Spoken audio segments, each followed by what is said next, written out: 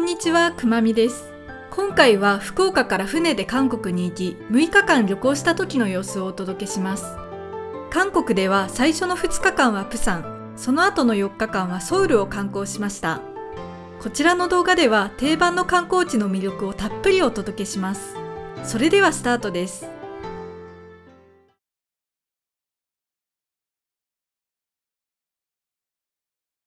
私は今福岡の博多にいて、これから韓国のプサンに行きます。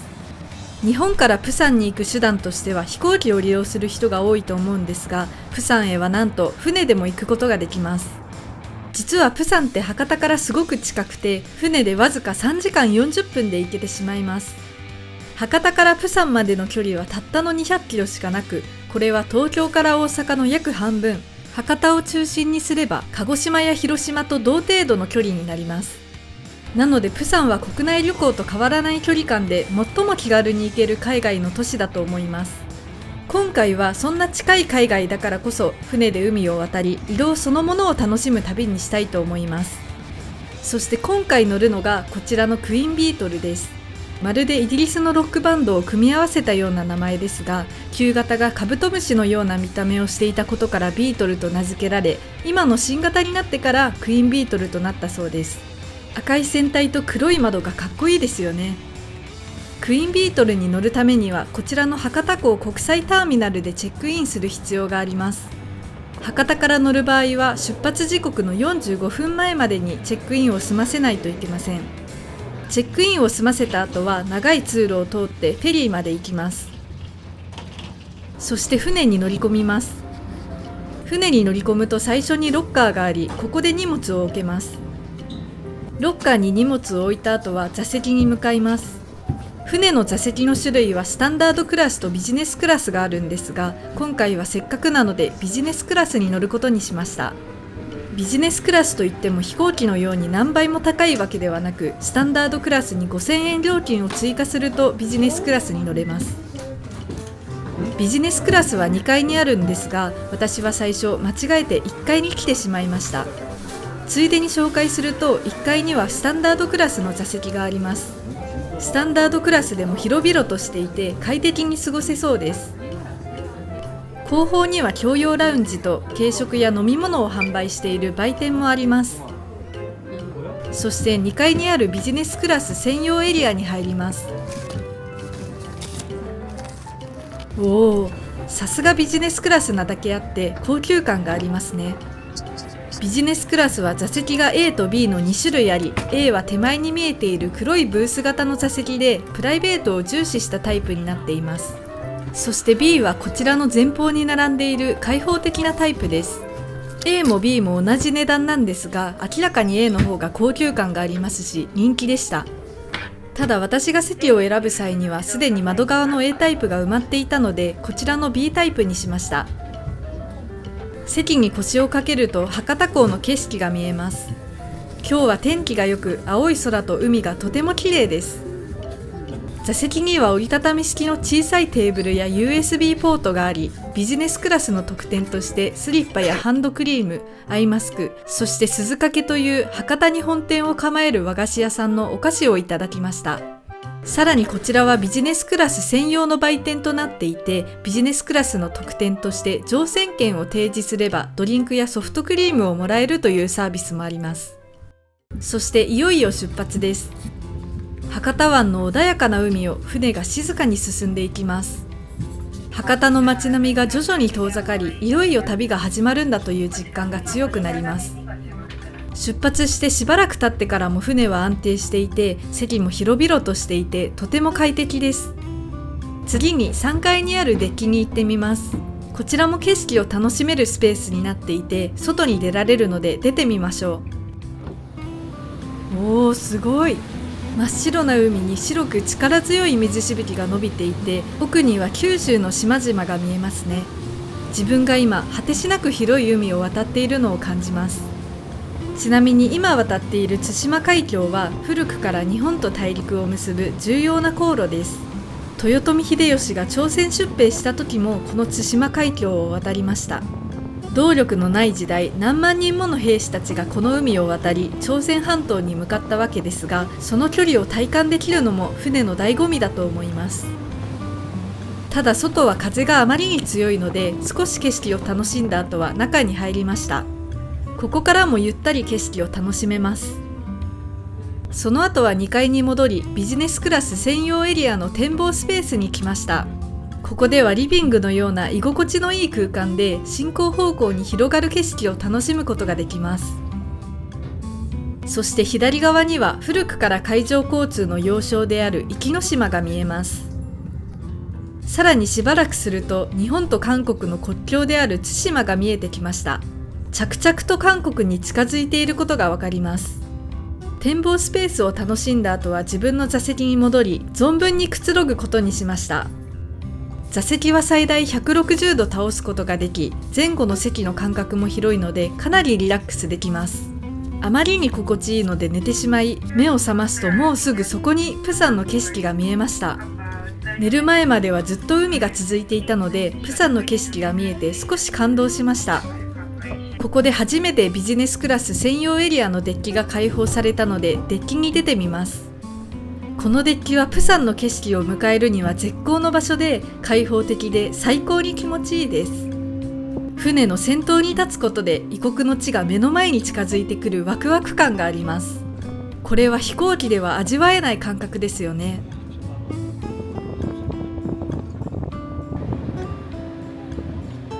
そして今から大きな橋の下を通過します。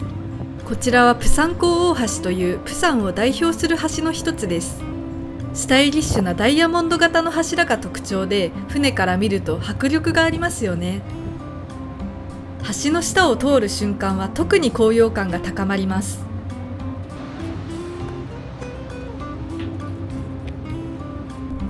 橋を通った後は中に戻るように指示されたので、自分の座席に戻ります。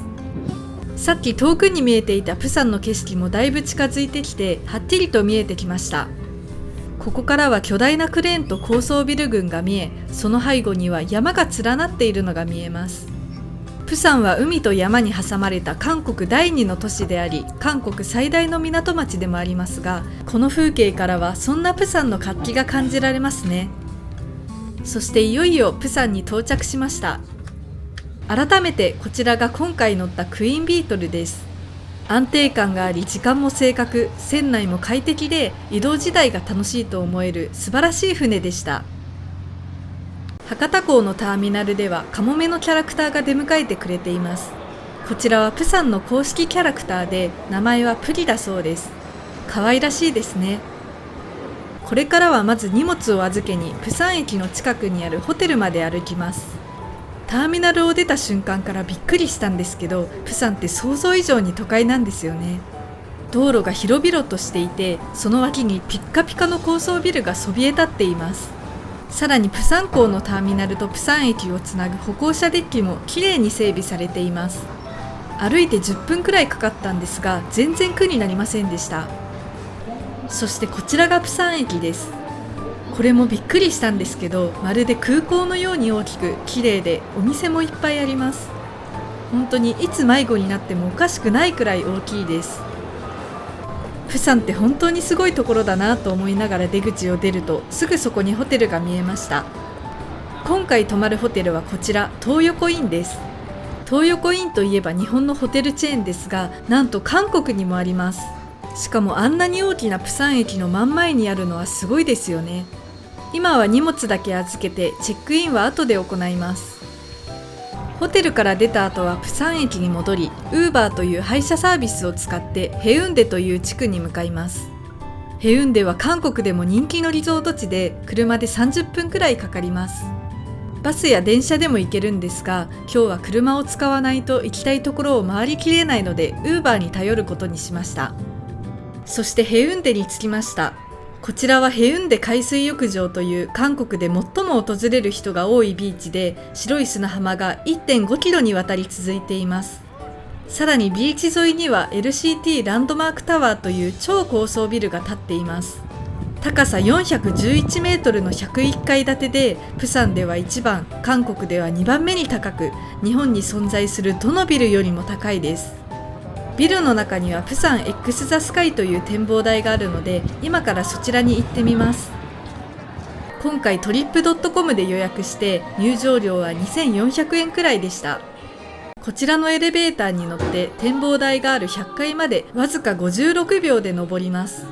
エレベーターのあらゆる壁に映像が映し出されていて、自分たちが気球に乗って空を飛んでいるような演出がされています。なんといっても映像がめちゃくちゃ綺麗ですよね。他の気球と一緒に一気に空を登っていくんだという感じがします。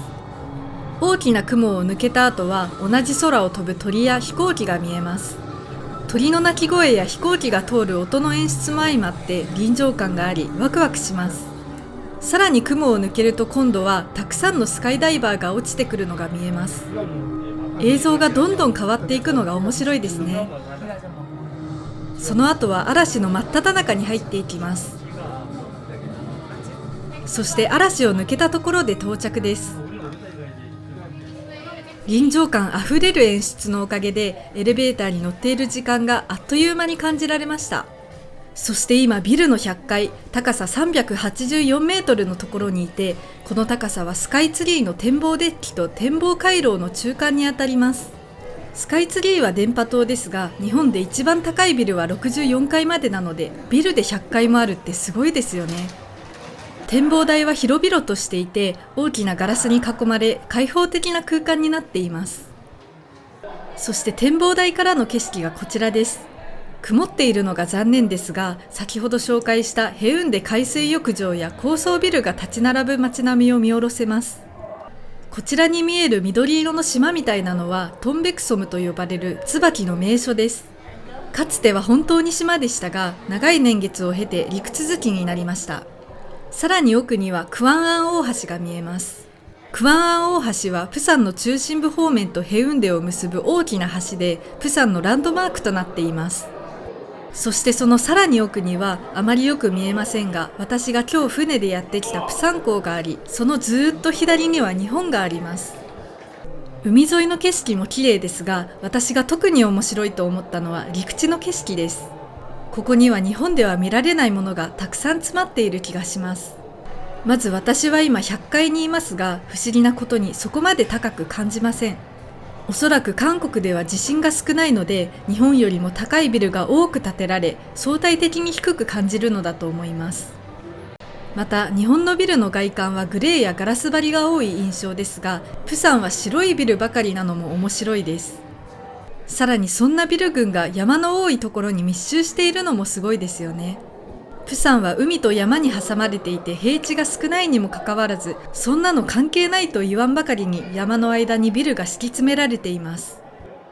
日本でいうとまるで鎌倉と六本木が同じ場所に存在しているみたいだなと思いました。そして展望台の奥にはショッキングブリッジというガラスの床の通路があります。ゆっくり足を踏み入れてみましょう。足元を見るとさっきまであまり高く感じていなかったのに、急にとんでもなく高いところにいる実感が湧いてきました。床の向こう側にはヘウンデ海水浴場のビーチが見えます。ここから見える人たちの小ささによって自分がいかに高いところにいるかを思い知らされます。砂浜の白さとエメラルドグリーンの海の鮮やかさがはっきりと見え、さっきまで気づけなかった海の美しさに気づけました。足元から目の前にかけて海が広がっているので、海と空と自分が一体になったような不思議な感覚を味わえます。手すりにつかまりながら恐る恐る歩く人がいたくらいスリルも満点で、とても楽しかったです。プサン X ザスカイは98階まで続いていて、99階にあるガラス張りのエリアでは100階とはまた違う素晴らしい景色が見られます。高層ビルだけでなく低い建物もよく見えるので、高層ビルの高さと多さがさっきよりも際立って見えますね。さらにプサン X ザスカイで有名なのが99階にあるスターバックスです。こちらは世界で一番高いところにあるスターバックスと言われていて、私は入りませんでしたが、絶景を眺めながらコーヒーを楽しめます。展望台を楽しんだ後はエレベーターに乗って下ります。下りのエレベーターでは空から急速に落下し、海に潜り込んでいく様子が表現されています。天井にも映像が映し出されているので、本当に海の中にいるみたいです。上りでは空を登る演出がされていましたが、上りと下りで演出が違うのも面白いですよね。しかもただ平和な演出で終わるのではなく、上りでは嵐に遭遇し、下りではサメに遭遇するなど、ハプニングが含まれているのも面白いです。プサン X ザスカイは紹介しきれなかった部分もたくさんあるんですが、エレベーターをはじめとして展望台以外にも存分に楽しんでほしいという思いが至るところで感じられました。次にプサン X ザスカイから歩いてヘウンデブルーラインパークという観光列車に乗りたいと思います。ヘウンデブルーラインパークは2020年に開通した観光列車で、こちらの海岸線沿いを走行するので海の景色を存分に楽しむことができます。車両は2種類あり、一つはこちらの海辺列車という何十人も収容できる大きな車両、もう一つはスカイカプセルという定員が4人の小さな車両です。今回はスカイカプセルが空いていなかったので海辺列車に乗ることにしました。ポップな色とレトロなデザインが可愛いですよね。座席はすべて海側を向いていて、窓も大きなガラスでできているので海の景色を楽しむのにぴったりな内装です。ちなみに私は座れなかったのでドア付近に立って景色を楽しみたいと思います。そして今からブルーラインパークの起点のミポを出発し、4キロ離れた終点のソンジョンまで30分かけて移動します。列車が動き始めました。列車の平均時速は15キロで、自転車と同じくらいのスピードです。海の景色を楽しめるようにゆっくり進んでいきます。ただ今日は天気が曇っているので、海も空も灰色で、正直そこまで綺麗ではありませんね。でも目の前に空と海が一面に広がっているので、晴れていたら相当綺麗なんだろうなと思います。また列車と海の間には綺麗に整備された散歩道がずっと続いています。この散歩道は列車より海に近く、喫煙や飲酒、バイクや自転車も禁止なので気持ちよく散歩できそうですね。散歩道のそばを通る列車を外から眺めるのも楽しそうです。さらにこの周辺の砂浜はモンドルビーチといって、灰色と黒の小石でできています。上空から見るとこんな感じです。珍しいですよね。列車からはほぼ見えませんが、歩いていく場合はモンドルビーチを楽しむのも良さそうです。列車は予約がないと乗れないこともあり、お金もかかるので、歩くのが好きな人にとっては歩いて楽しむのが一番コスパがいいかもしれません。ミポ駅から550メートル進み、最初に止まるのはタルマジトンネルです。列車からだと分かりにくいですが、外壁がカラフルに塗装されており、人気のフォトスポットとなっています。実はタルマジトンネル周辺は北朝鮮のスパイ船が侵入したことがあり、かつては30年間一般人の立ち入りが禁止されていました。今はすっかり平和なスポットになっていて、今後はさらに展望デッキが建設される予定です。そしてまた動き出します。ここら辺は海沿いに松の木が並んでいて、日本の松島や天橋立に通ずるような風情がありますね。散歩道が下り坂になり、だんだん列車から見えなくなっていきます。すると視界に空と海が全面に広がり、海が一気に近く感じられます。本当に海岸線ギリギリを走っているのがわかりますね。とても気持ちいいです。タルマジトンネルから 1.5 キロ進むとチョンサポというところに止まります。スカイカプセルの場合はチョンサポが終点です。チョンサポは小さな漁村で、駅の正面には双子の灯台と呼ばれる赤い灯台と白い灯台があります。またチョンサポは日の出の景色と夜景が綺麗なことで有名で、その景観は大統領から表彰されたこともあるくらいです。そして漁村を通り抜けてさらに次の駅へ向かいます。チョンサポ駅から600メートル進み、今度はタリットル展望台に止まります。こちらに小さく見えるのがタリットル展望台です。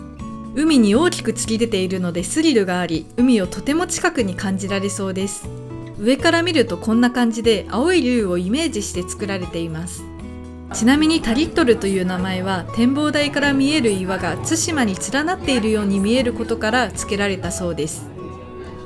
ここで多くの人が降りて席が空いたので、ここからは座ることにしました。座ったことでさっきより窓が遠くなってしまいましたが、ベンチから伝わる振動が心地よく、リラックスした気分で景色を楽しめました。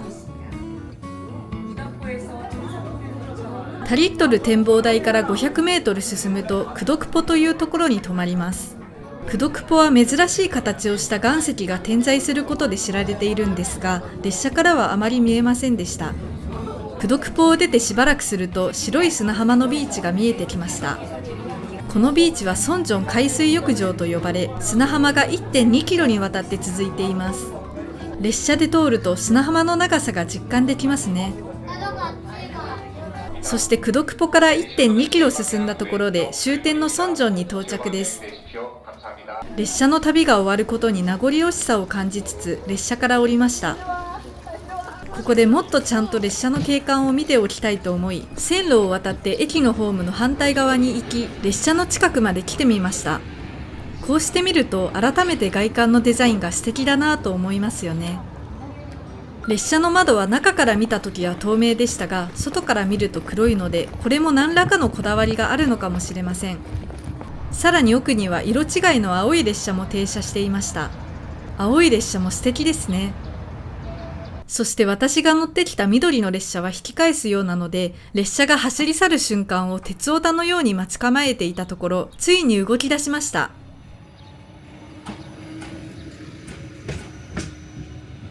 列車が私の前を通り過ぎていき、これでブルーラインパークとはお別れです。今度は晴れた日にまた乗ってみたいと思いました。さらに駅から歩いて、さっき列車から見えたソンジョン海水浴場に来てみました。砂浜が広々としていて、こちらにはソンジョンのオブジェが置いてありますね。このビーチは水位が低く傾斜が緩やかなので家族連れに適していると言われていて、サーフィンのホットスポットでもあります。歩いていてとても気持ちよかったです。次にウーバーで車を呼び、ヘドンヨングンサというところに向かいます。車からはカラフルなお店がたくさん並んでいるのが見え、韓国らしいなと思いました。さらにカラフルな提灯が並ぶ道路を通り、こちらで車から降りました。ヘドンヨングンサはこのように漢字で海東龍宮寺と書きます。海の岩場に建てられた珍しいお寺なんですが、入り口まではさらにこの道を歩いていきます。いろんなお店が並んでいて活気がありますね。ヘドンヨングンサは1376年に建てられたんですが、16世紀後半に豊臣秀吉が朝鮮半島に攻め込んだ文禄・慶長の役で焼失しました。その後1930年代に再建されて、今では国内外から多くの観光客が訪れています。そして入り口に到着しました。入り口に入ると最初に十二支像という十二支の動物の石像が並んでいます。中国で生まれた十二支は韓国でも浸透していて、私たちに寄り添ってくれる守護神と考えられています。ただこの十二支像、顔は動物なんですが体は人間となっていて、このような石像が置かれたのは韓国でヘドンヨングンサが初めてです。動物の特徴をよく捉えていて、体型や服装、持ち物、立ち方までそれぞれの動物に合わせて作られているので、見ていて面白いです。ちなみに十二支にイノシシがあるのは日本だけで、韓国や中国では十二支の最後の動物は豚となっています。そして十二支像の先には八重塔があります。こちらは交通安全を祈るための塔で、正面にはタイヤが置かれています。この八重塔の奥にお寺に続く階段がある門があるんですが、私は順路を間違えてしまい、こちらの竹の生えた道に進んでしまいました。なので大変申し訳ないのですが、ここからは普通と真逆のルートで行くのでご了承ください。下り坂の道を進んでいくと立派な建物が見えてきました。こちらがお寺の本堂でテウンジョンと言います。外壁にはお釈迦様の生涯が描かれた絵があり、屋根裏の木には一本一本鮮やかで様々な模様の装飾がされています。テウンジョンの正面はこんな感じで、変額の横には竜の彫刻があります。さらにテウンジョンの中に入ってみました。真ん中には穏やかな顔をした金色の仏像が3体安置されていて、天井には蓮の花をモチーフにした提灯がたくさん飾られています。ランタンの他にも天井に様々な装飾がされていて、建物の中も外も美しいなと思いました。テウンジョンのすぐ隣には幸福の象徴とされる大きな仏像があります。満面の笑みを浮かべているので、見ているだけで幸せな気持ちになりますね。さらに奥に進むと階段があるので登っていきます。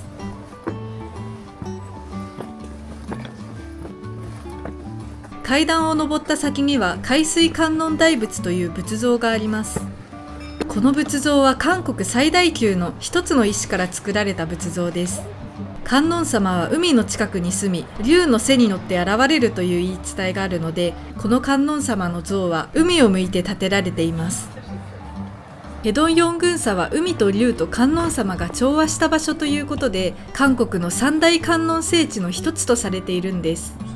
そしてここから見下ろす景色は素晴らしいです。海と岩場と山と伝統的な建築様式で建てられたお寺が調和していて、とても綺麗ですね。このお寺は日の出スポットとしても有名なんですが、ここから日の出を見られたらどれだけ綺麗だろうと思います。階段を降りてさっきの場所に戻り、今度はテウンジョンの正面にある広場に来ました。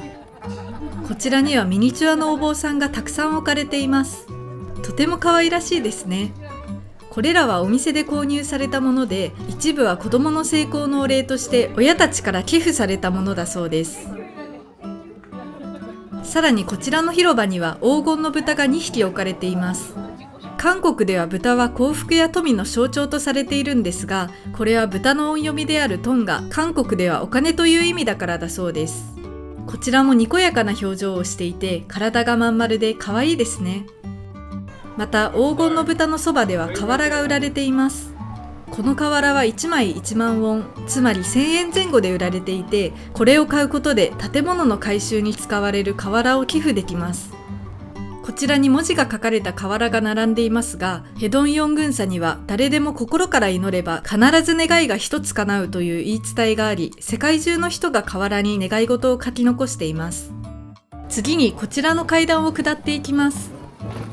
するとその先には四文魚という石橋があり、橋の右側からは海を見渡すことができます。ここにいると波の音が聞こえ、寺院が本当に岩場の上のすごいところに立ってるんだなぁと実感します。橋の左側には偶然2人のお坊さんが立っていて、寺院の美しさも相まって絵になる情景が見られました。そしてこちら側の橋の下には池があります。いろんな動作や表情をした石像がたくさん並んでいるのが面白いですね。池にはお皿も置かれていますが、橋の上からコインを投げてお皿に入ると願いが叶うと言われていて、いろんな人がコインを投げていました。石橋の向こう側には階段があるんですが、この階段がさっき紹介した八重塔に続く階段です。順路としては八重塔を見た後にこの階段を下り、石橋を渡って本堂に向かうのが一般的です。階段の途中には学業成就の仏像があり、試験に合格したい学生がよく訪れるそうです。この階段は108段あるんですが、この108という数字は仏教における煩悩、つまり人間の煩わしい悩みの数を表現したものです。この階段を登ることで煩悩を取り除き、心を安らかにするという意味が込められています。さらにこちらにも仏像があり、この仏像は男の子を授かるのにいいとされています。お腹を撫でるといいとされているので、お腹の部分がすり減って黒くなっています。ヘドンヨン群佐にはいろんな種類の仏像があって面白いですね。そして階段を登り終えると門にたどり着くんですが、この門の柱にある竜の彫刻も見どころの一つです。再び八重塔に着いたところで行ったり来たりになりますが、また階段を降り、今度は海辺を歩きたいと思います。ここら辺の道は至るところに金色の紙が吊るされていて、世界中の人々の願いが書かれています。しばらく進むとだいぶ海が近くに見えてきました。そして海辺に到着です。海辺には大きな岩が広がっていて、右奥には先ほど見てきたテウンジョンが見えます。岩の上を慎重に歩いて柵のあるところまで行くと、岩場に佇むお寺の姿がよく見えます。おそらくこちらがヘドンヨン群砂の代表的な風景だと思うんですが、こんな岩場にお寺が建てられているのって改めてすごいですよね。しかも人工的に作られた建物が山や海、そして荒々しい岩場と調和して自然と一体となって見えるのが素晴らしいなと思いました。こんなところにお寺を建てるのはさぞかし大変だったと思いますが、この場所に建てられた背景としては、昔韓国のお坊さんの夢に海の神様が出てきて、この場所にお寺を建てれば人々が幸せになると言われたからだそうです。ちなみにお寺の名前はもともとポムンサだったんですが、お坊さんが1974年に観音様が竜に乗って光を放つ夢を見たことからヘドンヨン群砂という名前に変えたそうです。なのでヘドンヨン群砂はお坊さんが見た夢によって成り立っているということで、夢が持つ力って大きくて不思議だなと思いました。この後はせっかくなので太陽が沈んだ後の景色も見てみたいと思い、暗くなるのを待ちました。するとテウンジョン周辺がライトアップされていて、さっきとはまた違った幻想的な雰囲気になっています。日が沈んだ直後の薄明かりの中で岩と海も表情を変え、波の音が一層際立って聞こえます。海辺には岩が広がっているので、岩の高いところに登ってみます。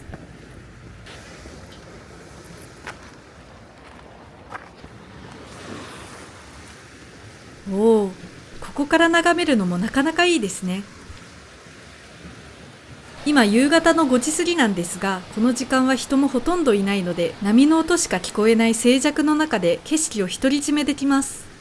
すべての煩悩を忘れられそうなくらい心が洗われる景色でした。さらにテウンジョンと逆の方へ歩いていきます。すると小さな石の塔がたくさん置かれた場所がありました。観光客が積んだものだと思いますが、どれも絶妙なバランスで結構な高さまで積み上げられています。すごいですよね。一つ一つは小さいですが、このような岩場に石の塔がたくさん集まっていると、まるで古代遺跡のような感じがして面白いです。そして海岸線沿いには散策路があるので、散策路を通って帰りたいと思います。散策路から見える海の景色も綺麗で、何度も立ち止まって見てしまいました。しばらく歩いて散策路の終わりに近づくと、波の音が小さくなり、代わりに虫の鳴き声が聞こえるようになりました。大きな岩も少なくなり、景色がだいぶ変わってきました。テウンジョンもだいぶ遠く見えるようになりましたが、ライトアップされているので山の中に輝いて見えますね。散策路を出た後はウーバーでプサン駅まで戻ります。その途中の景色には高層ビルが立ち並び、街がキラキラしていてすごく都会的です。日中プサン X ザスカイから見下ろすビル群も素敵でしたが、夜に車窓から見上げるビル群もとても素敵ですね。プサン駅に着いたので、これからご飯を食べたいと思います。プサン駅はレストランが充実していて、今回はプサン駅にあるヤンサンクッパというお店で食べることにしました。ヤンサンクッパではテジクッパという豚骨スープにご飯を入れたプサンの郷土料理が食べられます。このお店ではスープにご飯を入れた状態で提供してもらうか、別々で提供してもらうか選べるんですが、韓国語がわからず適当に注文したところ、別々の状態で来ました。スープとご飯以外にもメニューに載っていない小皿がたくさんついてきて、これで1万ウォン、つまり1000円くらいでした。食べ方がわからなかったので店員さんに聞いてみたところ、言葉はあまり通じなかったんですが、ジェスチャーでなんとか理解できました。食べ方はまずスープを一口飲んで味を確認し、お好みでニラの浅漬けやキムチ、アミという小エビの塩辛をスープに入れて味を調整します。またこちらは生の唐辛子とニンニクと玉ねぎでサムジャンという韓国で定番の合わせ味噌につけて食べます。ご飯はスープに入れながら食べても別々で食べても大丈夫です。スープの中には豚肉がしっかり入っており、湯気で映像が曇ってしまうくらい熱々です。スープはあっさりしているものの豚骨の旨味が感じられて優しい味がしました。豚肉も柔らかいですし、アミの塩辛によるコクも加わって美味しかったです。さらにスンデという豚の血液を使ったソーセージも入っていました。見た目はちょっとグロテスクですが栄養価は高いです。スンデは意外と臭みは感じなくてもちもちした食感でした。生の唐辛子とニンニク、玉ねぎも食べてみたんですが、結構辛くて刺激が強く、私にとっては挑戦的な味でした。でもサムジャンという甘辛い味噌とよく合っていて、いいアクセントになりました。ちなみにテジクッパが生まれたのは朝鮮戦争中の1950年代です。当時プサンに避難してきた北朝鮮の人たちが食料不足の中で米軍が捨てた豚の骨を使ってスープを作ったのが始まりでした。その後テジクッパはプサンの郷土料理として広まり、今ではプサンの食文化に欠かせない存在になっています。テジクッパを食べた後は先ほど紹介したプサン駅の真ん中にある東横インにチェックインしました。お部屋は東横インとほぼ変わらず、値段も日本と同じくらいの7400円でした。東横インであれば部屋が思ったのと違うということも起きづらく、日本語も通じるので韓国初心者の私でも安心して泊まれました。さて2日目はプサン駅から地下鉄に乗ってカムチョンムナマウルというところに行きます。韓国ではこちらの T マニーカードという日本でいうスイカみたいな交通系 IC カードがあるので、こちらを改札機にかざして地下鉄に乗ります。韓国の地下鉄は日本と同じような内装で、出口の案内も分かりやすかったので日本と同じような感覚で乗れました。地下鉄から降りた後はバスに乗ったんですが、バスも T マニーカードで乗ることができ便利でした。そしてカムチョンムナマウルに到着です。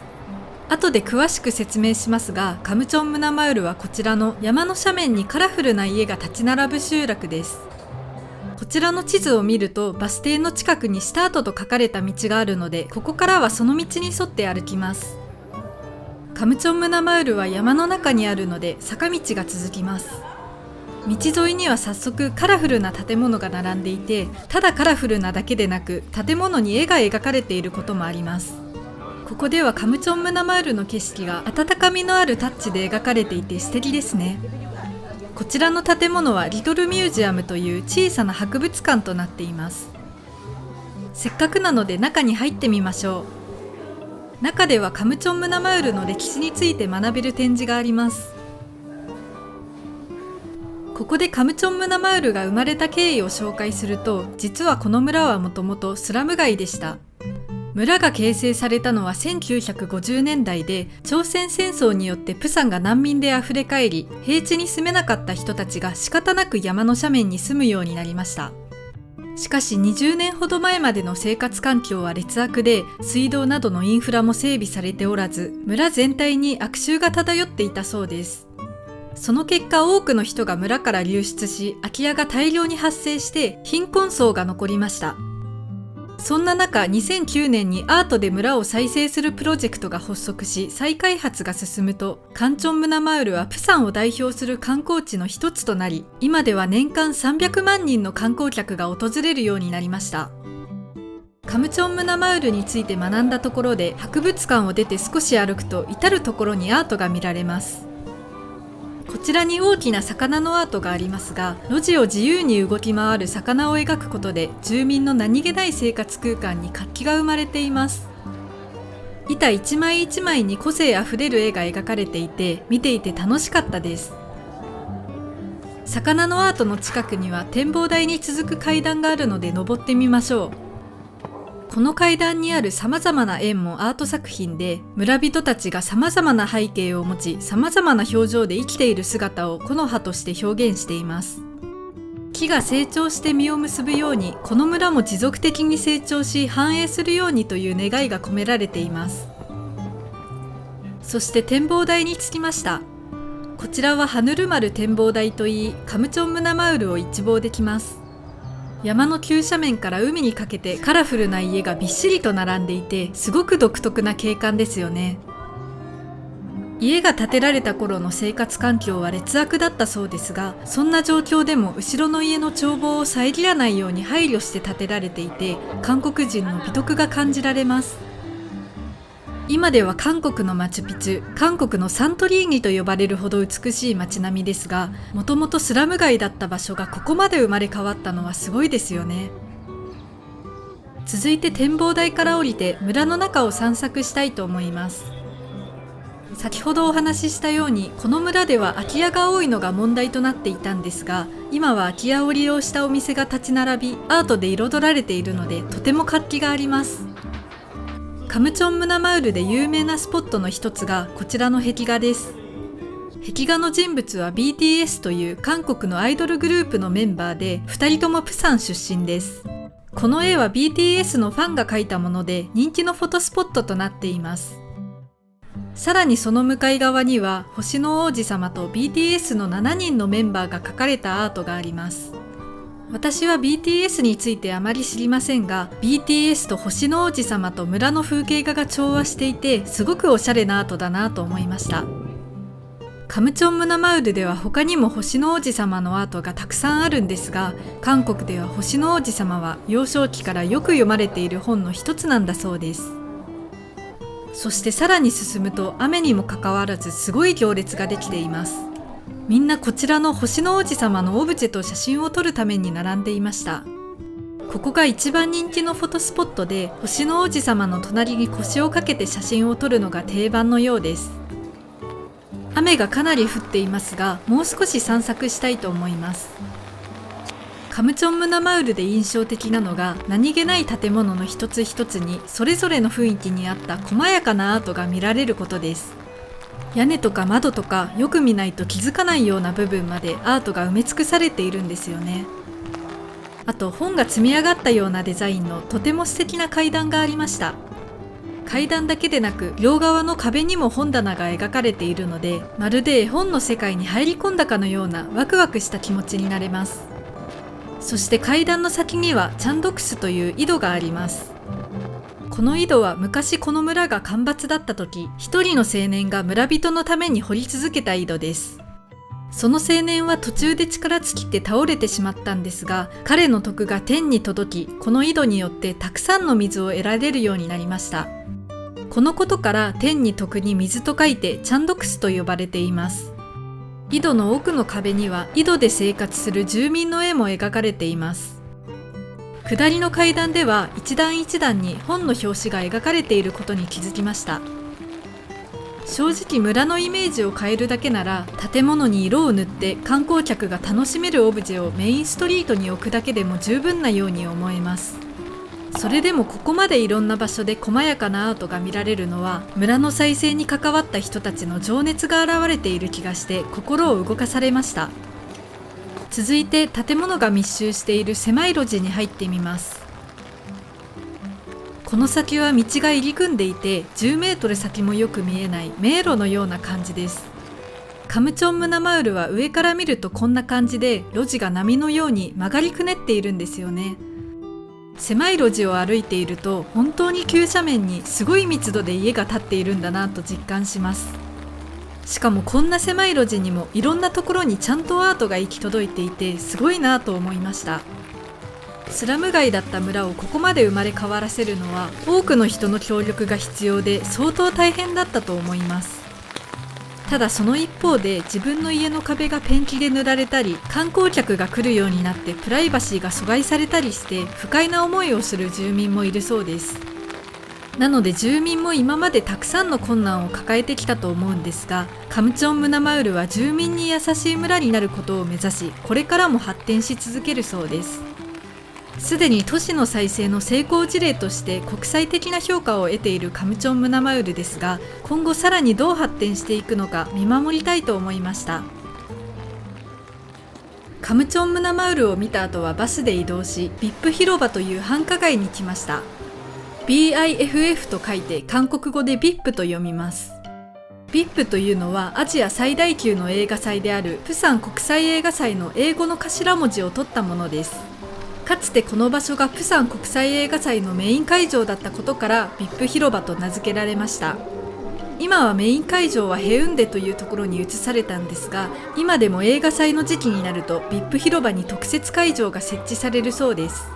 そんな映画と関係の深い場所ということで、地面もフィルムを思わせるようなデザインになっていますね。VIP 広場は映画祭がない時期でも屋台が並んでいて、プサンのグルメを楽しめる賑やかな観光スポットになっています。そして今から VIP 広場の人気グルメであるシアホットクを食べたいと思います。ホットクとは小麦粉などから作られた生地を平たく焼いた韓国の伝統的なお菓子で、シアホットクはナッツが入ったホットクのことを言います。ホットク自体は韓国でよく食べられるんですが、シアホットクはプサン名物です。このシアホットクは1つ2000ウォン、つまり200円くらいでした。出来たてなので結構熱いんですけど、生地は外側はカリカリ、中はもちもちしています。ナッツもいろんな種類が入っていて、ナッツの香ばしさと生地の素朴な甘さがよく合っていて、とても美味しかったです。さらに別の屋台にも行ってみます。こちらの屋台では韓国式のおでんや餃子、トッポリ、キンパなど韓国名物がたくさん売られています。私はその中でオムクという韓国式のおでんで定番の練り物とマンドゥという韓国式の餃子を注文しました。これら合わせて5000ウォン、つまり500円くらいです。さらに紙コップでおでんのスープも提供していただきました。韓国ではおでんは屋台で出されることが多いので、食べ歩きしやすいようにおでんの具はすべて串に刺さっていて、スープは紙コップで飲むのが一般的です。韓国のおでんは日本から伝わったもので、オムクは魚介類がたくさん取れるプサンを中心に発展してきました。なので日本のさつま揚げのような味で、柔らかくもちもちした食感です。スープも出汁が効いていて、日本のおでんと似た安心感のある味でした。韓国式餃子のマンドゥは大きくて、中身は太い春雨がたっぷり入った餃子と、ひき肉やニラが入った餃子の2種類ありました。このマンドゥは皮が分厚くもちもちしていて、太い春雨の食感もあり新鮮です。日本で食べる餃子とは全然違う味で、餃子のようで餃子じゃないような不思議な感覚でした。ボリューミーなので食べ応えがあり大満足です。先ほど VIP 広場は映画祭のメイン会場だったとお話ししましたが、地面には映画祭に参加した監督や俳優の手形が埋め込まれています。映画祭は1996年に初めて開催されたんですが、その翌年にはビートたけしさんが参加されたようです。このような映画祭の歴史が感じられる文化的な場所で、地元の美味しいグルメを堪能できるのは VIP 広場ならではだと思いました。続いて VIP 広場から歩いてチャガルチ市場というところに行きます。チャガルチ市場は韓国一の規模を誇る魚介類専門の市場です。まだチャガルチ市場にはついていませんが、市場周辺にも魚介類の露店がいくつも並んでいて、潮の匂いも強くて衝撃的でした。そしてチャガルチ市場に着きました。結構大きく現代的な建物でびっくりしたんですが、こちらは地下2階から地上7階まであり、2006年に建てられました。ちなみに屋根はプサンのシンボルであるカモメをイメージして作られています。市場の周りにもたくさんの露店が並んでいて、本当に活気がすごいです。実はこの周辺は日本の統治時代に埋め立てられていて、もともとは砂利が多いことで有名な海岸でした。なので市場の名前も砂利を意味するチャガルチという名前が付けられています。では市場に入ってみましょう。建物の1階は200店以上のお店があり、300種類以上の新鮮な魚介類が売られているシーフード天国となっています。生きたままの魚介類が入った巨大な水槽がずらーっと並んでいて、潮の香りも強烈で圧倒されます。魚介類は大きいものから小さいものまであり、水族館並みに多種多様です。日本では見ないような種類もあるので、見ているだけでもすごく面白いです。チャガルチ市場では1階で買った魚介類を2階にあるレストランで調理してもらうことができます。ただ私はお店の人とうまくやり取りできる自信がなかったので1階では買いませんでした。そして2階に登ってみます。階段を登った先には今度は干物のお店が並んでいます。さらに2階にはレストランがあり、窓際の席では海を眺めながら食事できます。今からレストランで食事しようと思うんですが、メニューを見ると量が多い上に想像以上に高かったのでびっくりしました。韓国では誰かと一緒に楽しむ文化が根強く、食べ物の量や料金も2人以上を前提に考えられていることが多いみたいです。なのでメニューを見ながらどうしようかなと悩んでいたところ、店員さんが話しかけてくれました。一人サイズが刺身が2万5,000円です。あ、そうなんです。私が注文すれば同じ食べ物でも追加用があります。なんと1人前の量を1人前の料金で用意していただけるということで救われた気持ちになりました。そして今回はこちらの貝焼きの盛り合わせを注文することにしました。1人前の値段は忘れてしまったんですが、多分25,000ウォン、つまり2500円くらいだった気がします。まずは小皿がたくさん届きました。こちらはデロン菓子という韓国の居酒屋でよく出てくるスナック菓子です。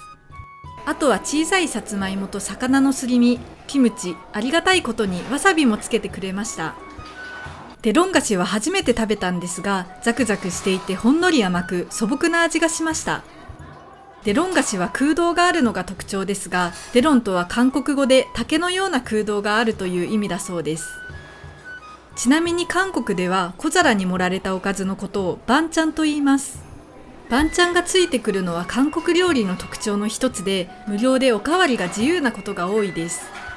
バンチャンを出すことはお店側としては大変そうな気もしますが、韓国ではたくさんの料理を提供することがおもてなしと考えられているそうです。そんな韓国のおもてなしの精神も素敵ですし、バンチャンがあることでいろんな食べ物を食べられるので、栄養バランスの面でもすごくいい文化だなと思いました。バンチャンを食べている間に貝焼きの盛り合わせも届きました。ムール貝、ホタテ、ハマグリなどいろんな種類の貝が詰まっていて、貝好きにはたまりません。醤油も提供していただいたので、わさび醤油につけて食べます。貝はどれも新鮮で程よく歯ごたえがあり、とても美味しいです。特にホタテが大きくジューシーで旨味がたっぷり感じられます。いろんな貝を一度にたくさん味わえて、チャガルチ市場ならではの贅沢な体験ができました。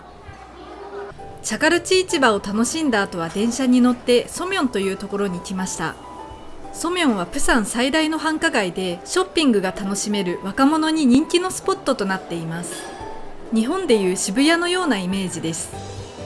今ソミョン駅にいるんですが、駅を歩いているだけでも若者向けのファッションの広告が目立ち、とんでもない量のアクセサリーが売られているお店もありました。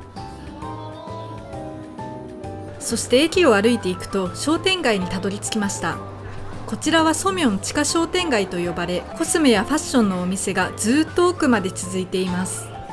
店舗数は300以上もあり、駅直結で地下にあるので、雨の日でも快適にショッピングを楽しめるのがいいですね。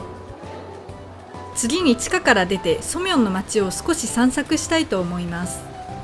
駅から数分歩くとザ・ストリート・オブ・ユースとあるように、若者向けのお店が並ぶ通りがあります。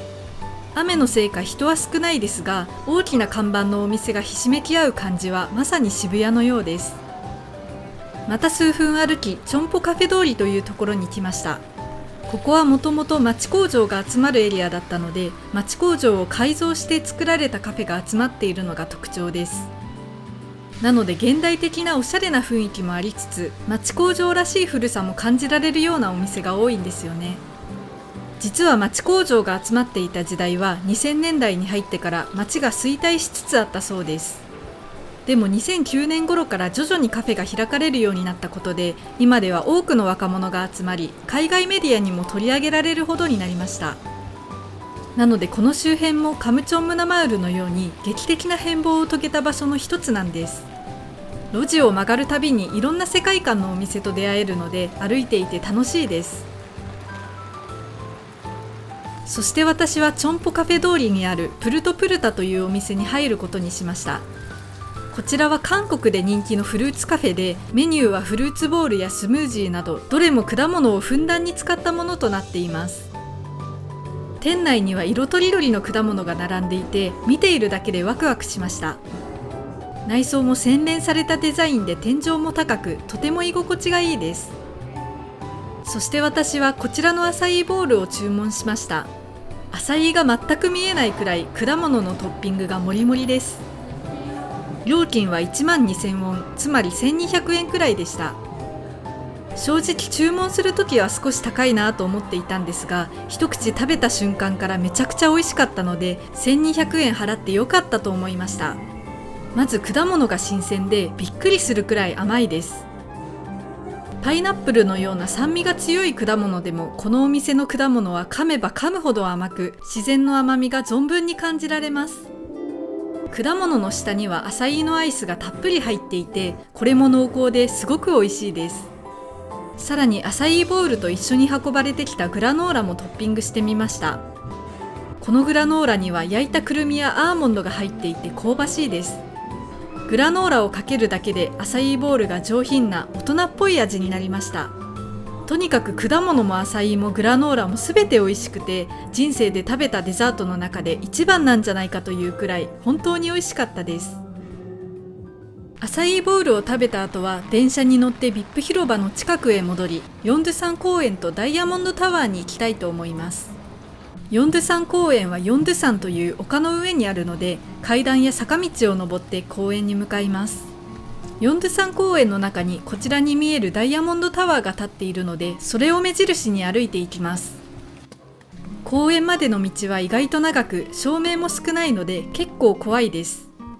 この時は知らなかったんですが、公園までは南浦駅からエスカレーターで行くこともできるので、楽して登りたい場合はそれで行くのが良さそうです。そしてヨンドゥサン公園に着きました。広々としていて70種類以上の木々に囲まれた落ち着いた空間となっています。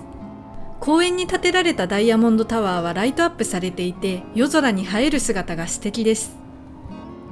公園の中にはイスンシンの銅像があります。イスンシンは豊臣秀吉が朝鮮半島を侵攻した際、日本軍を撃退した将軍です。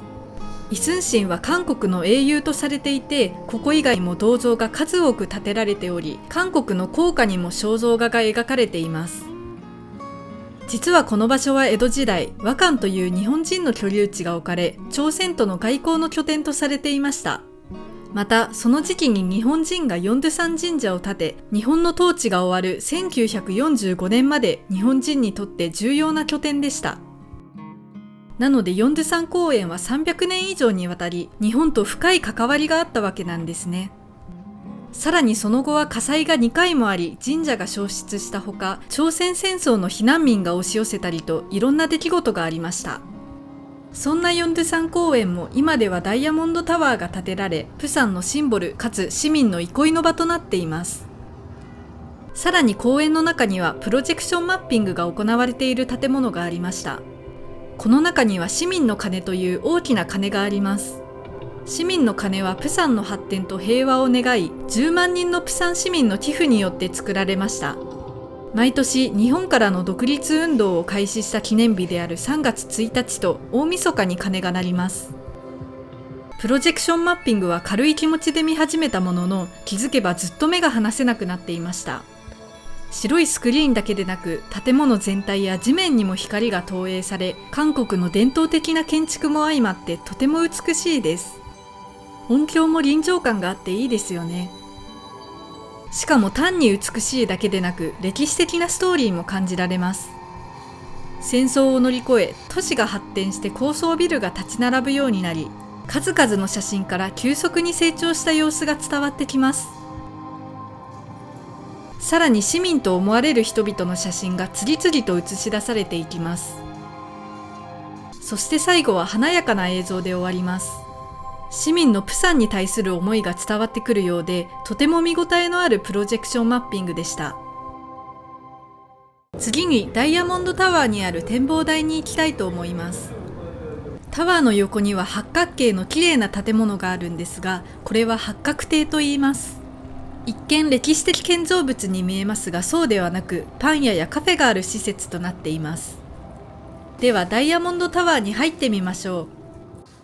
ダイヤモンドタワーは1973年にプサンタワーという名前で建てられ、2021年の改装に伴いダイヤモンドタワーという名前に変更されました。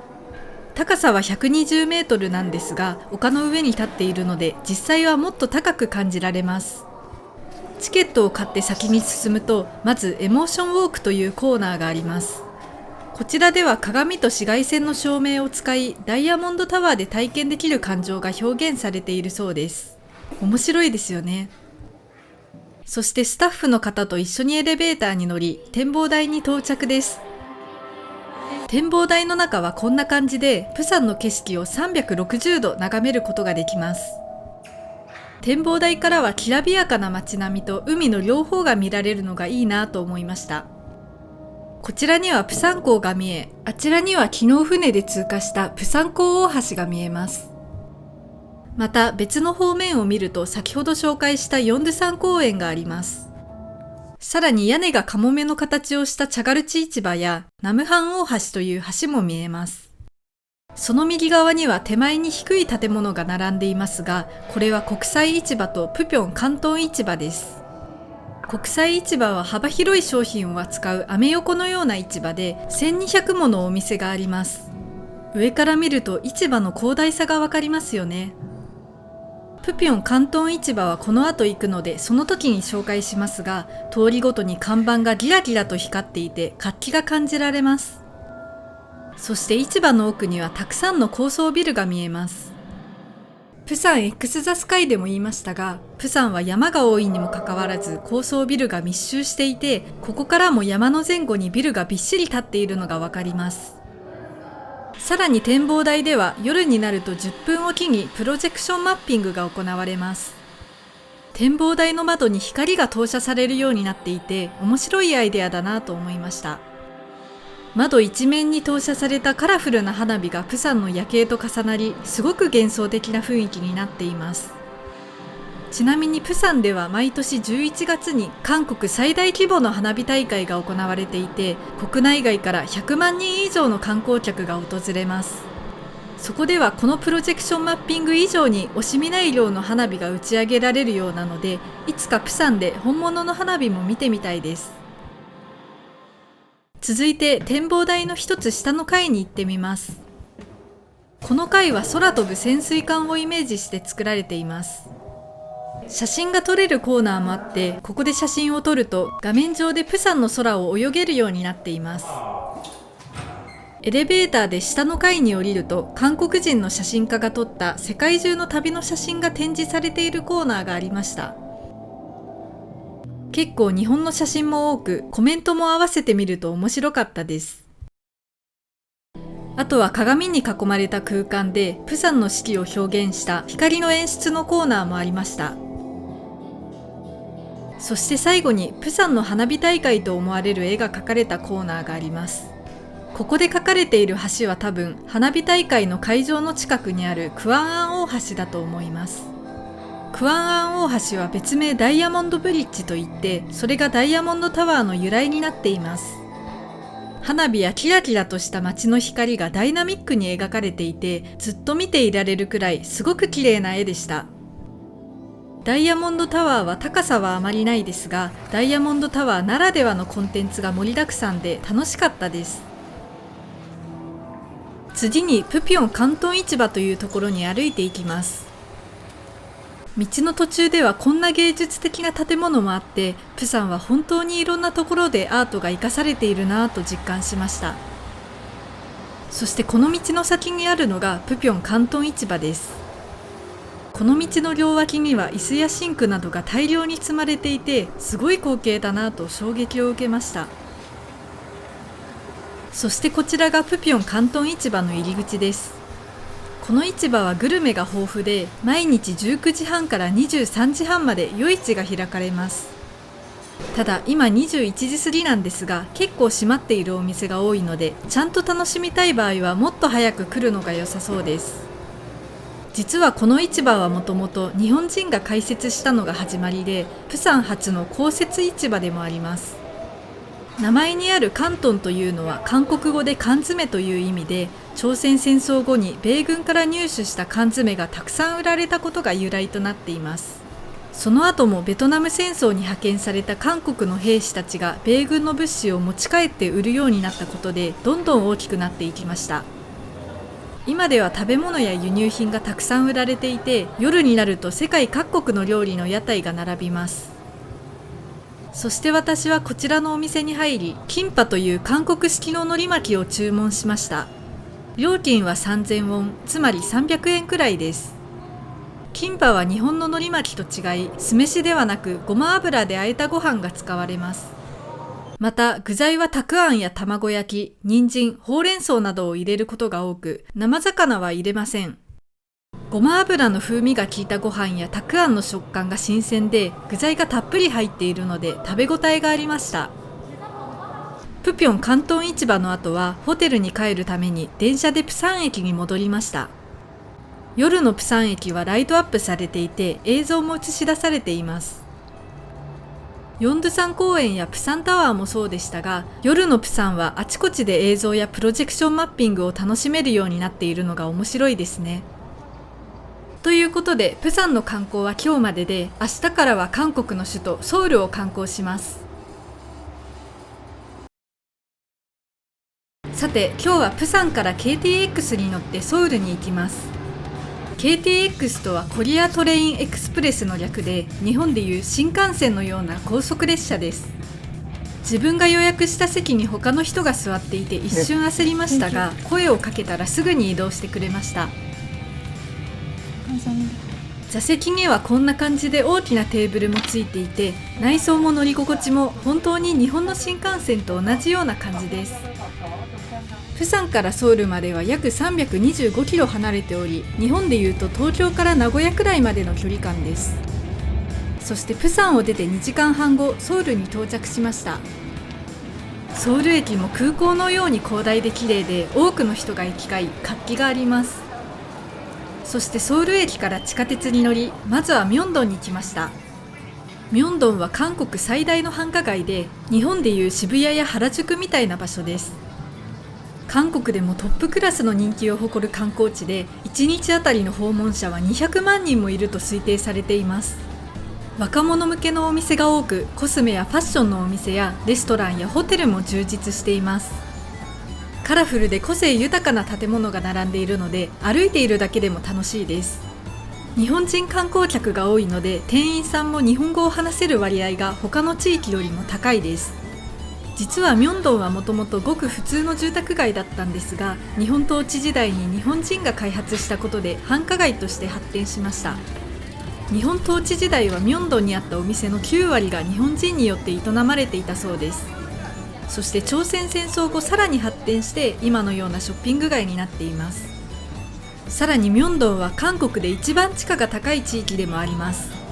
中でもこちらのネイチャーリパブリックというお店の敷地が韓国で一番高く、なんと1平方メートルあたり1億7540万ウォンとなっています。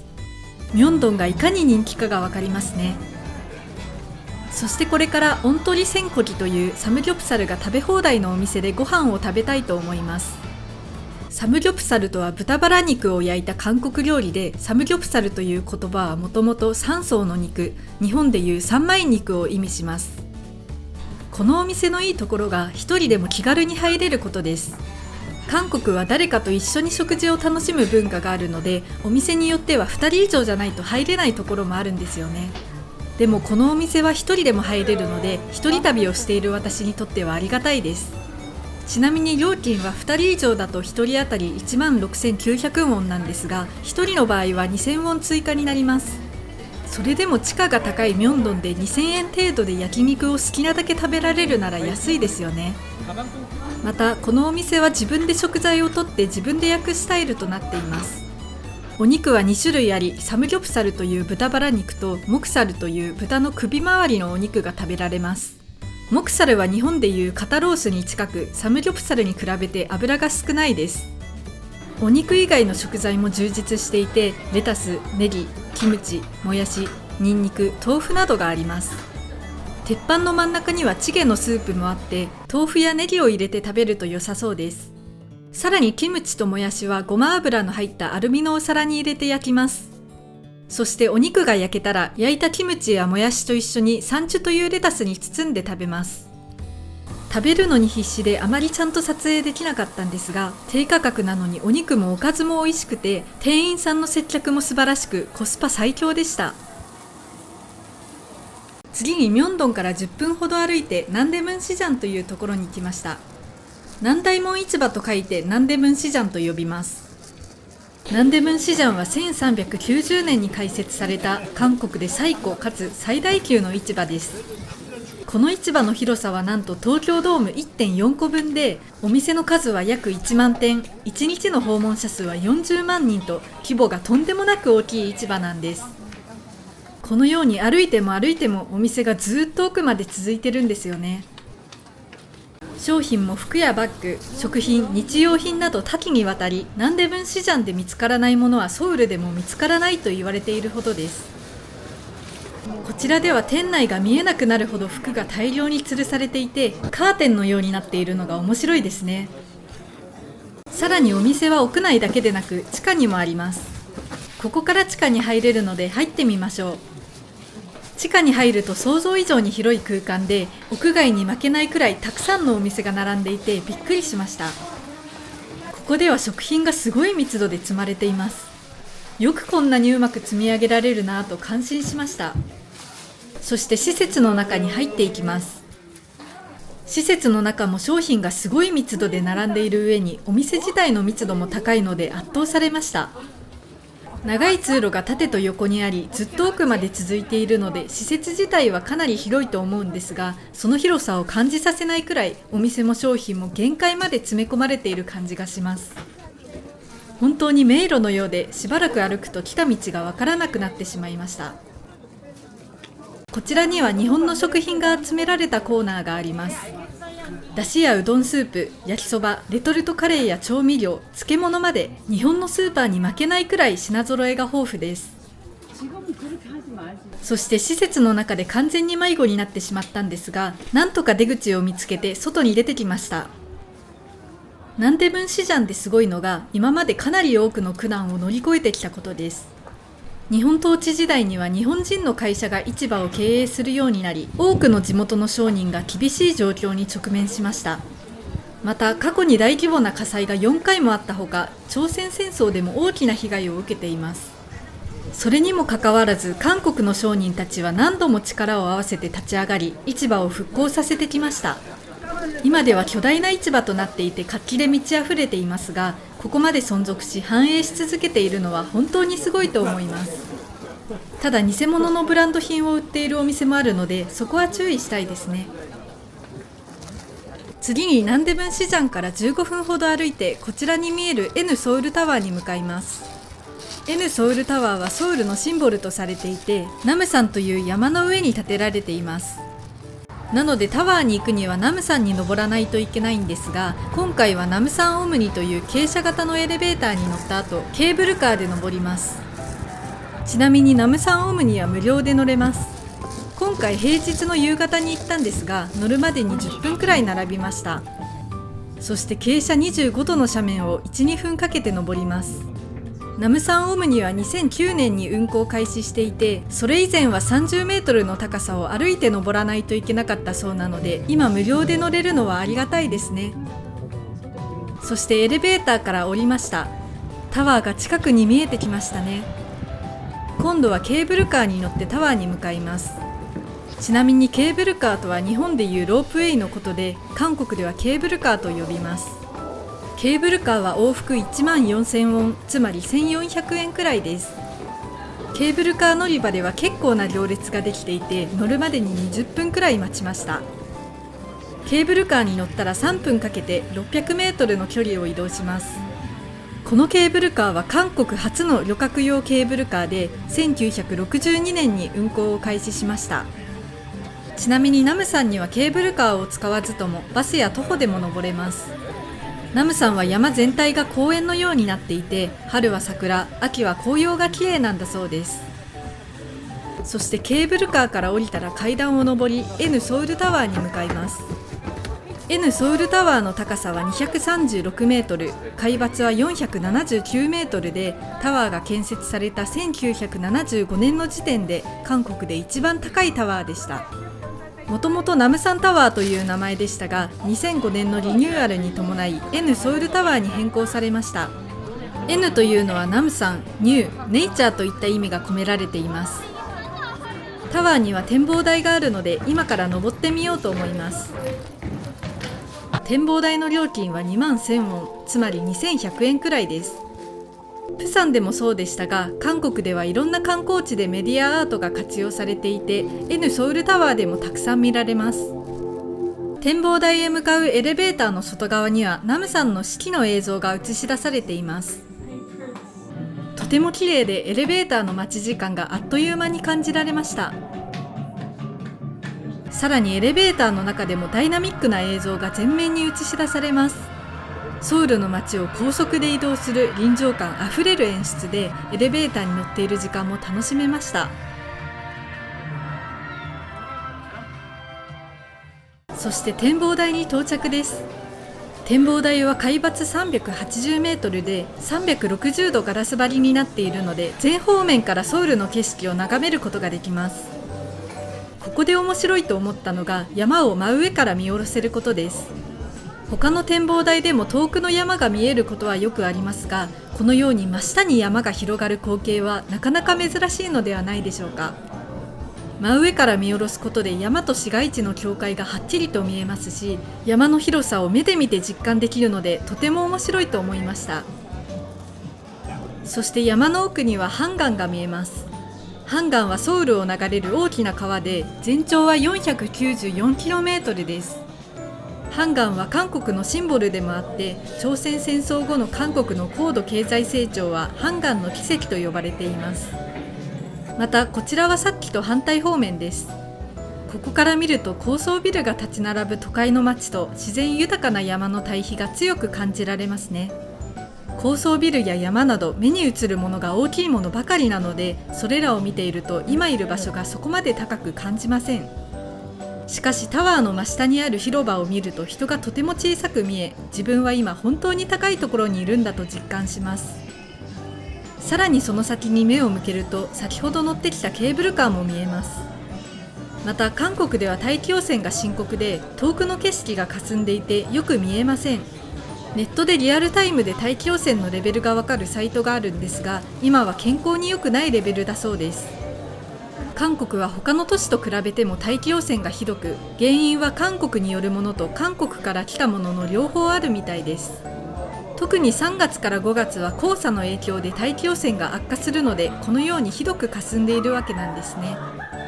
遠くの景色が見えないのは残念ですが、環境問題を実感する貴重な機会になりました。そして日が落ちてきて、だんだん明かりがついてきました。せっかくなら夜景も見たいので、暗くなるのを待ちたいと思います。20分待つと外はすっかり暗くなりました。真下に山があるので手前は真っ暗ですが、その奥にはきらびやかな夜景が広がっていてとても綺麗です。真っ暗な山の中でも道路には明かりがついていて、暗闇の中で輝く様子が素敵です。この景色が見られるのも山の上に立つ N ソウルタワーならではですね。そしてこの夜景を見ると、ソウルが大都会であることを改めて実感します。韓国は1950年代に朝鮮戦争で壊滅的な打撃を受けたので、経済成長が始まったのは日本よりも遅いんですよね。それでも今ここまで発展していることを考えると、本当に凄まじい勢いで成長してきたんだなと思いました。そして展望台から降りてきました。今タワーが綺麗にライトアップされていますが、実はこの色は大気汚染のレベルを表しています。照明の色は4種類あって、大気が澄んでいる日は青、普通の日は緑、汚染されている日は黄色、非常に汚染されている日は赤となります。今は緑色なので普通ということです。斬新な照明の使い方だなと思いましたが、確かに分かりやすくていいですね。またタワー周辺の広場からも夜景を眺めることができます。展望台から見る夜景も綺麗でしたが、ガラスに光が反射して見づらいところもあったので、個人的には今の場所からの方が綺麗に感じました。展望台よりも街が近く感じられ、高層ビルの輝きもダイレクトに感じられます。山の上からたくさんの高層ビルを見下ろす体験も自分にとっては珍しかったです。夜景を楽しんだ後は階段を下り、ケーブルカー乗り場まで来ました。帰りも行列ができていて、10分くらい待った後ケーブルカーに乗れました。 N ソウルタワーに来てたくさん夜景を見てきましたが、ケーブルカーから見た夜景もとても綺麗で飽きることなく眺めていました。ケーブルカーでは山の静寂から都会の喧騒へと切り替わる瞬間を味わえます。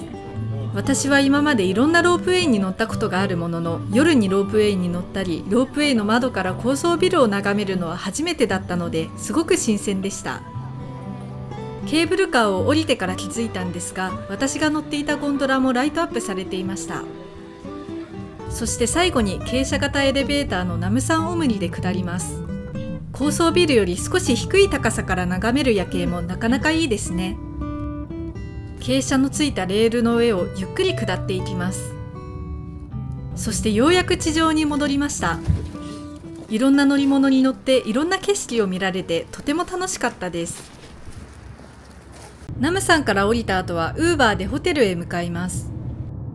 今回泊まるホテルはホステルコリアイクソンというところです。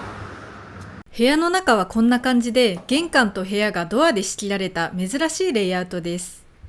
おしゃれで清潔感があり、静かでとても居心地のいい空間になっています。料金は2泊で12,400円だったので、1泊あたり6,000円くらいです。私は日系ではないホテルに泊まるのはこれが初めてだったんですが、料金が安く、ホテルのスタッフの方も親切で、非常に満足度の高いホテルでした。トイレットペーパーの位置の高さには驚きましたけどね。その後コインランドリーに行ったんですが、その近くに31のお店がありました。今22時なんですが、遅い時間にかかわらずお客さんも結構入っています。日本の31とは違う雰囲気でちょっと気になるので入ってみます。店内はまるでディズニーランドのようなすごく可愛らしいデザインで、自分の中の31のイメージが覆されました。そしてこちらのお店ではタッチパネルで注文できます。日本にはない独特な名前のフレーバーがいくつかあって、一番人気なのは母はエイリアンというフレーバーです。私はとりあえず人気トップ3のフレーバーを選びました。これで9800ウォン、つまり980円くらいなので、アイスにしては少し高いなと思ったんですが、実物を見るとその値段に納得するくらい量が多かったです。母はエイリアンのフレーバーは3種類のチョコレートのアイスにチョコボールが乗っていました。滑らかなアイスとザクザクしたチョコレートの両方を楽しめて美味しかったです。店内では他にもバリエーション豊かなアイスが売られていて、31の商品ってこんなにたくさんあるんだとびっくりしました。さらに東京バナナとコラボしたものもあります。これは韓国限定みたいなんですが、日本にも31はあるのに韓国だけでコラボしているのが不思議に思えました。ちなみにお店の名前を31と呼ぶのは日本だけで、韓国では正式名称に倣いベスキンラビンズもしくはベラと呼ばれています。2日目はソウルを代表する歴史的名所を回りたいと思います。まずはこちらのクアンファムンクアンジャン、日本語でいう光化門広場に来ました。クアンファムンとはこの先にあるキョンボックンという王宮の正門のことで、クアンファムンクアンジャンはそこから南に557メートル、東西は34メートルにわたり広がっています。サッカー場の6倍にあたる広さでとにかく広いです。そしてこちらにはイスンシンの銅像があります。イスンシンは豊臣秀吉が朝鮮半島を侵攻した際、日本軍を撃退した将軍です。イスンシンは韓国の英雄とされていて、プサンのヨンドゥサン公園でも銅像が立っていましたね。この銅像で面白いのが顔が少し下を向いていることです。広場から見上げるとちょうど目が合うように作られているんですよね。立ち姿もかっこよくてすごく威厳が感じられます。さらに銅像の前には大量の噴水が設置されています。私が行った時は見られなかったんですが、水が噴き出すとこんな感じになります。この噴水はイスンシンが勝利した日本軍との激しい海戦を表現しています。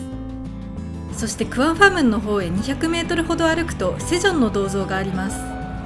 セジョンはかつて朝鮮半島を統治していた国王で、韓国史上最も偉大とされている人物です。セジョンは韓国固有の文字であるハングルを発明した人でもあり、左手にはハングルの解説書を持っています。ハングルのように文字を作った人物や年代、原理がはっきりしている文字は世界でも極めて珍しいそうです。さらにセジョンは科学の発展にも力を入れていて、銅像の前にはセジョンの統治時代に発明された機器の模型が置いてあります。そしてセジョンの銅像を過ぎると遠くにクアンファムンが見えてきました。しばらく歩いてやっと広場の最南端に到着です。道路を渡り、これからキョンボックンに入りたいところなんですが、その前に漢服をレンタルしたいと思います。漢服とは朝鮮半島の民族衣装の総称で、女性用はチマチョゴリ、男性用はパチチョゴリと呼びます。漢服レンタルのお店がキョンボックンのすぐ近くにあるんですが、お店に向かうまでの道はほとんどの人が漢服を着ています。漢服を着ていない人が少数派という面白い光景ですね。しかも漢服を着た人たちが現代的な横断歩道を渡っているのもなかなかシュールですよね。そして漢服のお店に着きました。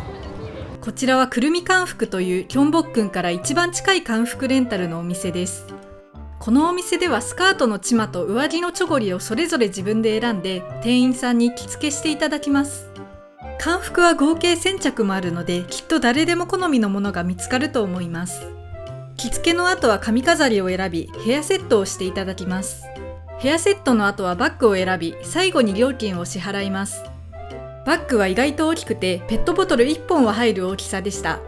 お店にロッカーがあったので他の荷物はロッカーに預けました。店員さんは忙しそうでしたがびっくりするほど手際よく対応してくれました。忙しい中質問しても不機嫌な表情は全く見せず終始笑顔で接してくれたのが印象的です。店員さんは日本語も喋れたので日本人が利用しやすいお店だと思います。ちなみに料金は4時間で3万ウォンでした。漢服を着たところで次はキョンボックンを見たいと思います。キョンボックンは朝鮮王朝の王宮で今前に見えるのが正門のクアンファムンです。ここでキョンボックンの歴史を紹介するとキョンボックンは1395年に建てられてから200年近く将軍として使われていました。1592年に豊臣秀吉が朝鮮を侵攻した際には国王が逃亡しそれに起こった民衆が放火しました。なので日本軍が到着した頃にはキョンボックンは消失していたそうです。その後はチャンドックンという別の王宮が将軍として使われキョンボックンは廃墟のまま放置されていたんですが1865年にようやく再建されました。しかし1910年以降日本統治時代になると多くの建物が取り壊され正門のクアンファムンも移築されました。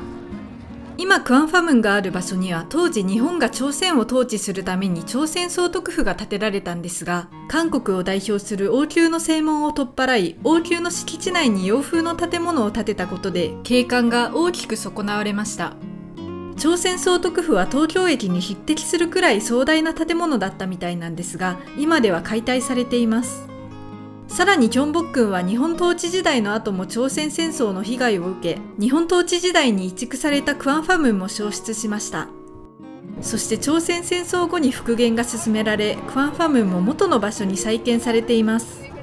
このようにキョンボックンは放火や日本からの支配朝鮮戦争などで何度も破壊されてきた歴史があり復元は今も進行中です。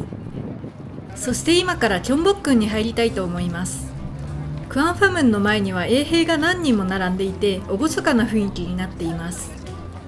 門の向こう側には山を背景に韓国の伝統建築が広がっていてとても美しい風景です。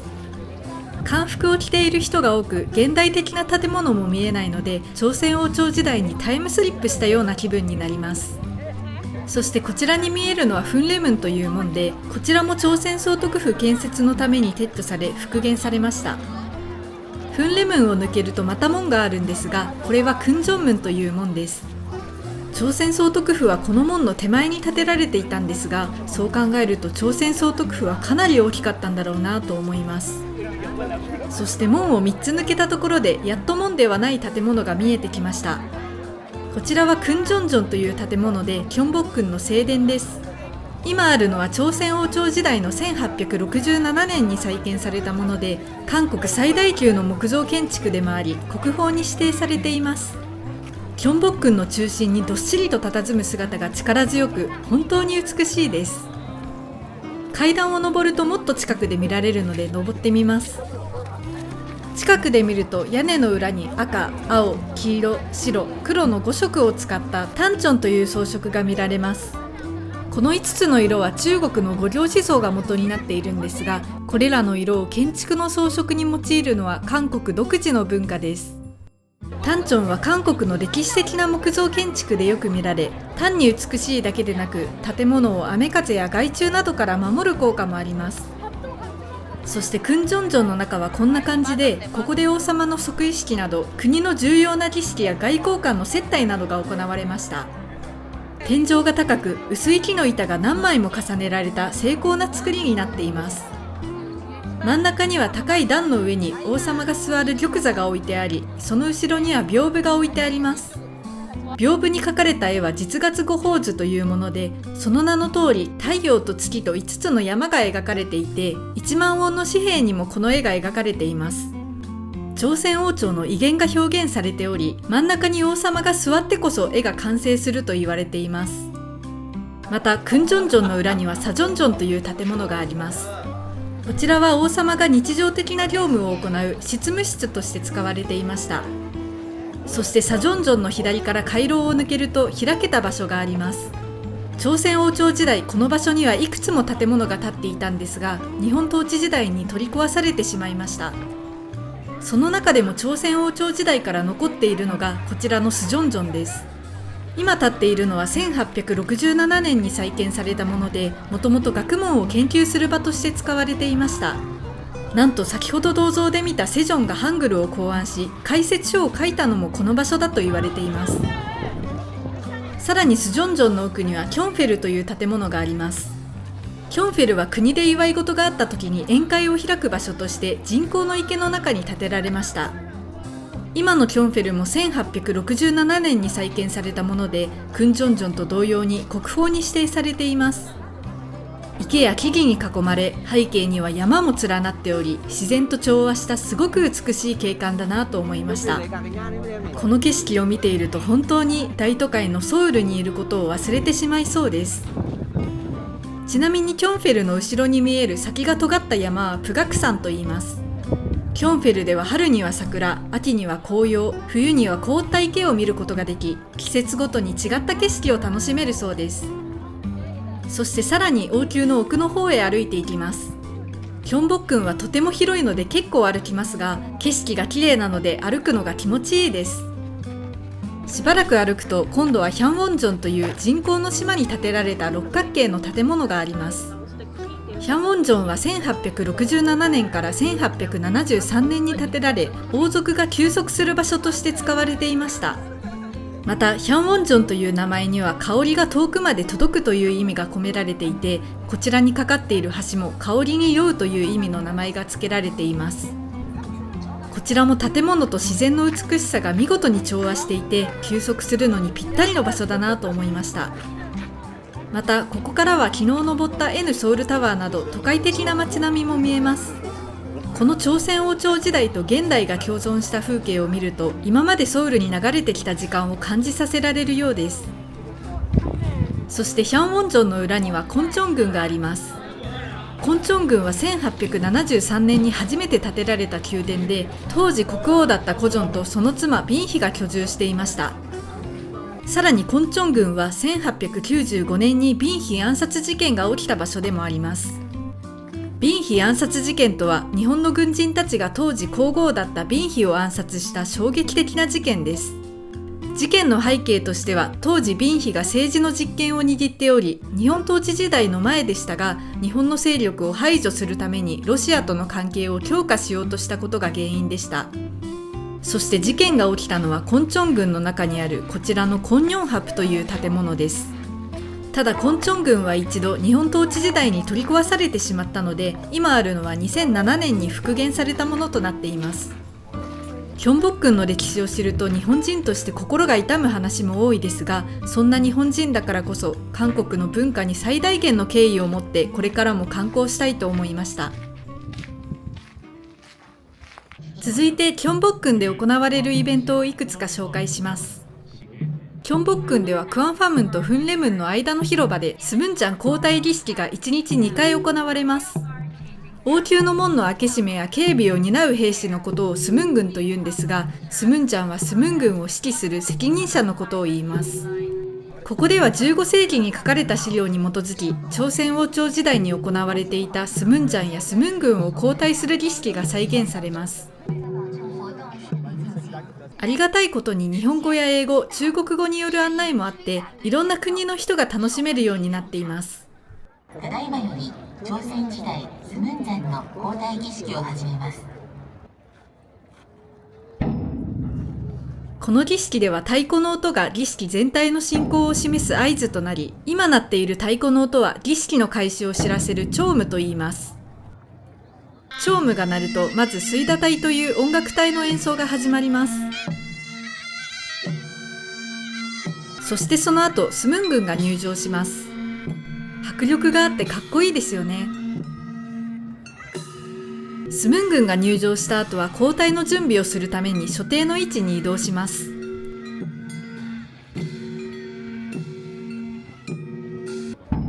次に第2の太鼓の音、チュンオムが鳴ります。チュンオムが鳴るとスムンちゃん同士で身元を確認します。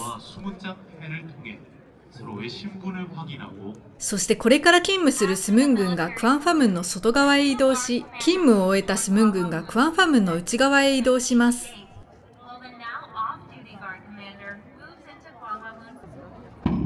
最後にサモムという終わりを告げる太鼓の音が鳴ります。そしてサモムが鳴ったら退場します。この儀式ではスムンちゃんたちの規律正しい動きや朝鮮王朝時代を忠実に再現した衣装や装備、伝統的な楽器を使った演奏など、どれも見応えがありました。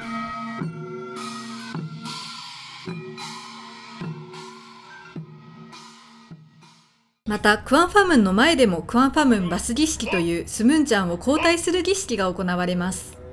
こちらもさっきのスムンちゃん交代儀式とは別で1日2回行われるんですが、さっきの儀式と比べると小規模で水打帯も出てきません。それでもクアンファムンの正面で行われるので、さっきとは違った景観の良さがあり、スムンちゃんたちがとてもかっこよく見えました。さらにクアンファムンからキョンボックンに入って右側にヒョプセンムンという門があるんですが、その門の外側でスムン軍の公開訓練も見られます。公開訓練では他の儀式よりも近い距離でスムン軍を見ることができました。この公開訓練も1日2回行われます。イベントも楽しんだところでキョンボックンの観光はこれで終わりにしたいと思います。キョンボックンから出た後は韓服を返却し、近くで韓国料理を食べたいと思います。今回はこちらのボンジュク&ビビンバカフェというお店に入ることにしました。今回注文したのはプルコギビビンバです。料金は1万1000ウォン、つまり1100円くらいでした。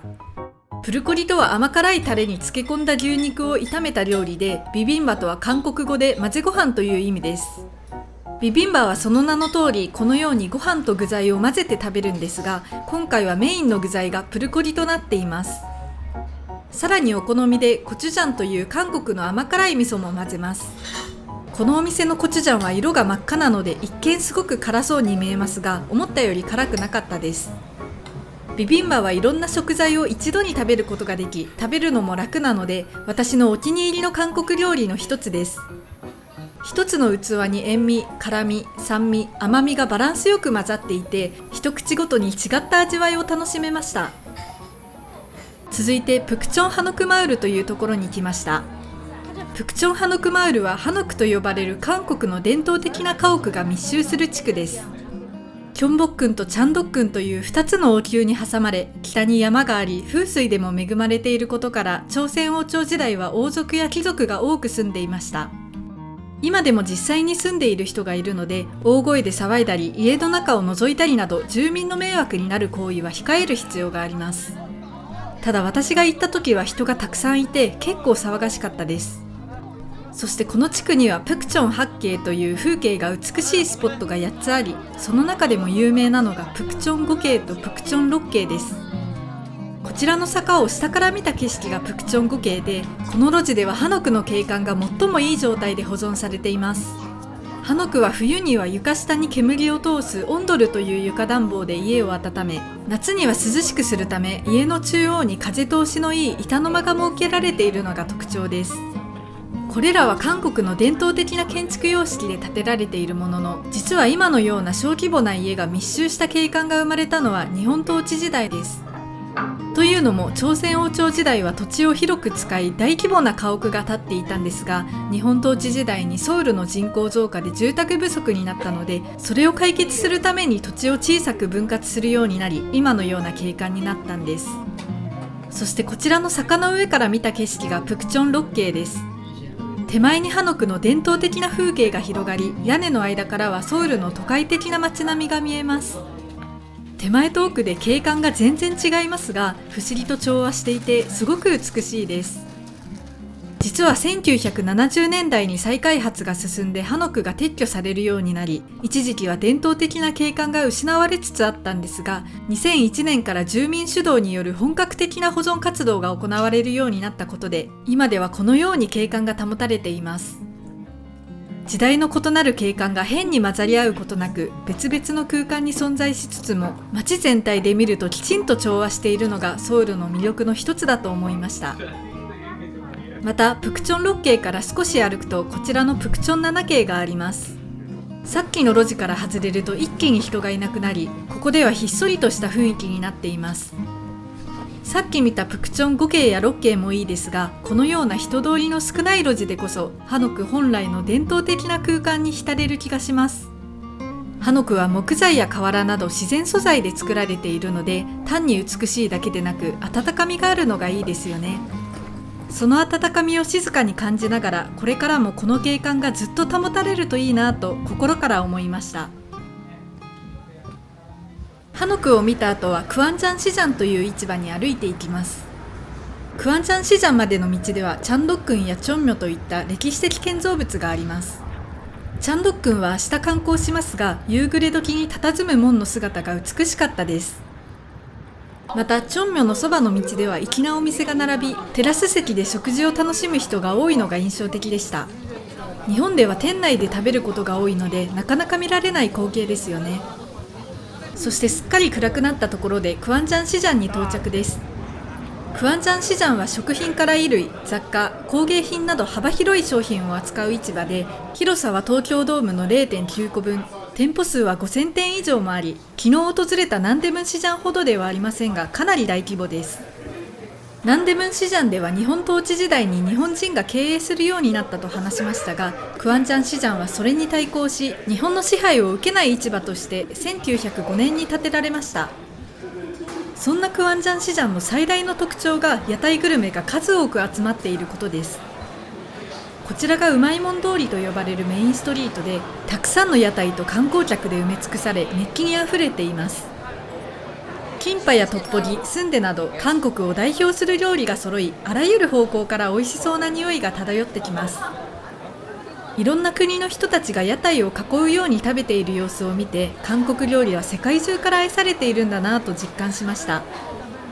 ただ私はゆったりした席で食べたいと思ったので、こちらのお店に入ることにしました。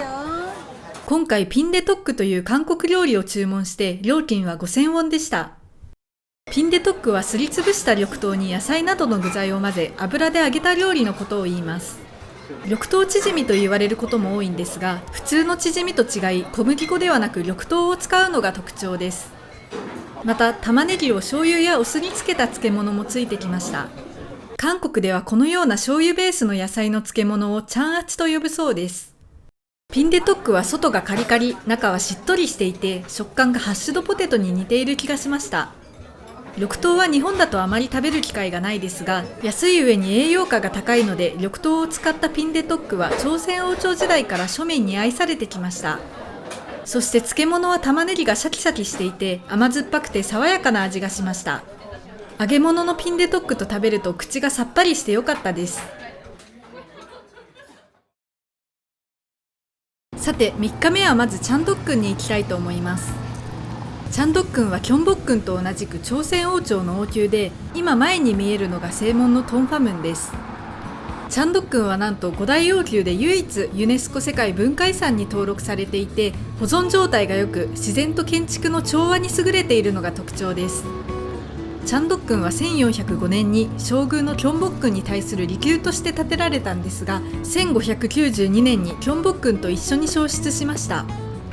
その後キョンボックンより先にチャンドックンが再建され、1868年にキョンボックンが再建されるまで約270年間将軍として使われました。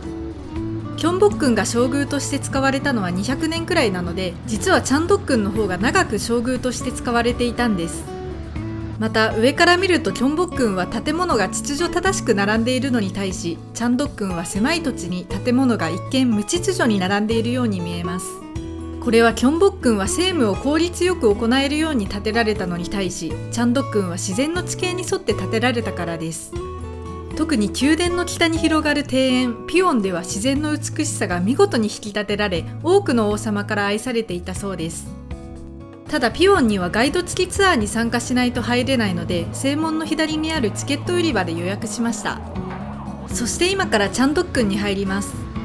正門のトンファムンは1609年に再建されたもので、ソウルの王宮に現存する最古の門です。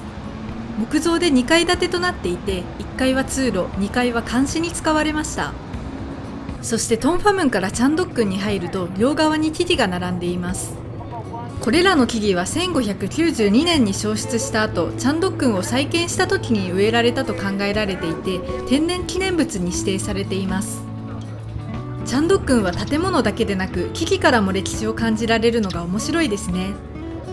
さらにトンファムンから入って右側にはクムチョンギョという橋があります。これはソウルに現存する最古の石橋で、宮殿に入る人の邪気を取り除く役割があります。そして石橋の先の門を通り、まずは正殿に向かいます。正門から正殿まで一直線に並ぶキョンボックンと違い、チャンドックンでは正殿にたどり着くまでに2回曲がる必要があるということで、同じ王宮でも構造が全然違うんだなと実感しました。そして3つ目の門の先に正殿のインジョンジョンがあります。インジョンジョンは王様の即位式や外交官の接待など国の重要な儀式が行われた場所です。インジョンジョンまでの道は真ん中が少し盛り上がっているんですが、この道はオドといい、王様しか通ることができませんでした。またその左右にはプムゲソクという石が並んでいます。プムゲソクには階級が刻まれていて、儀式で神花が集まる際、階級別にこの石の横に整列していました。プムゲソクやオドはキョンボックンの正殿クンチョンチョンの前にもあったんですが、そこでは人が多く分かりづらかったのでチャンドックンで紹介させていただきました。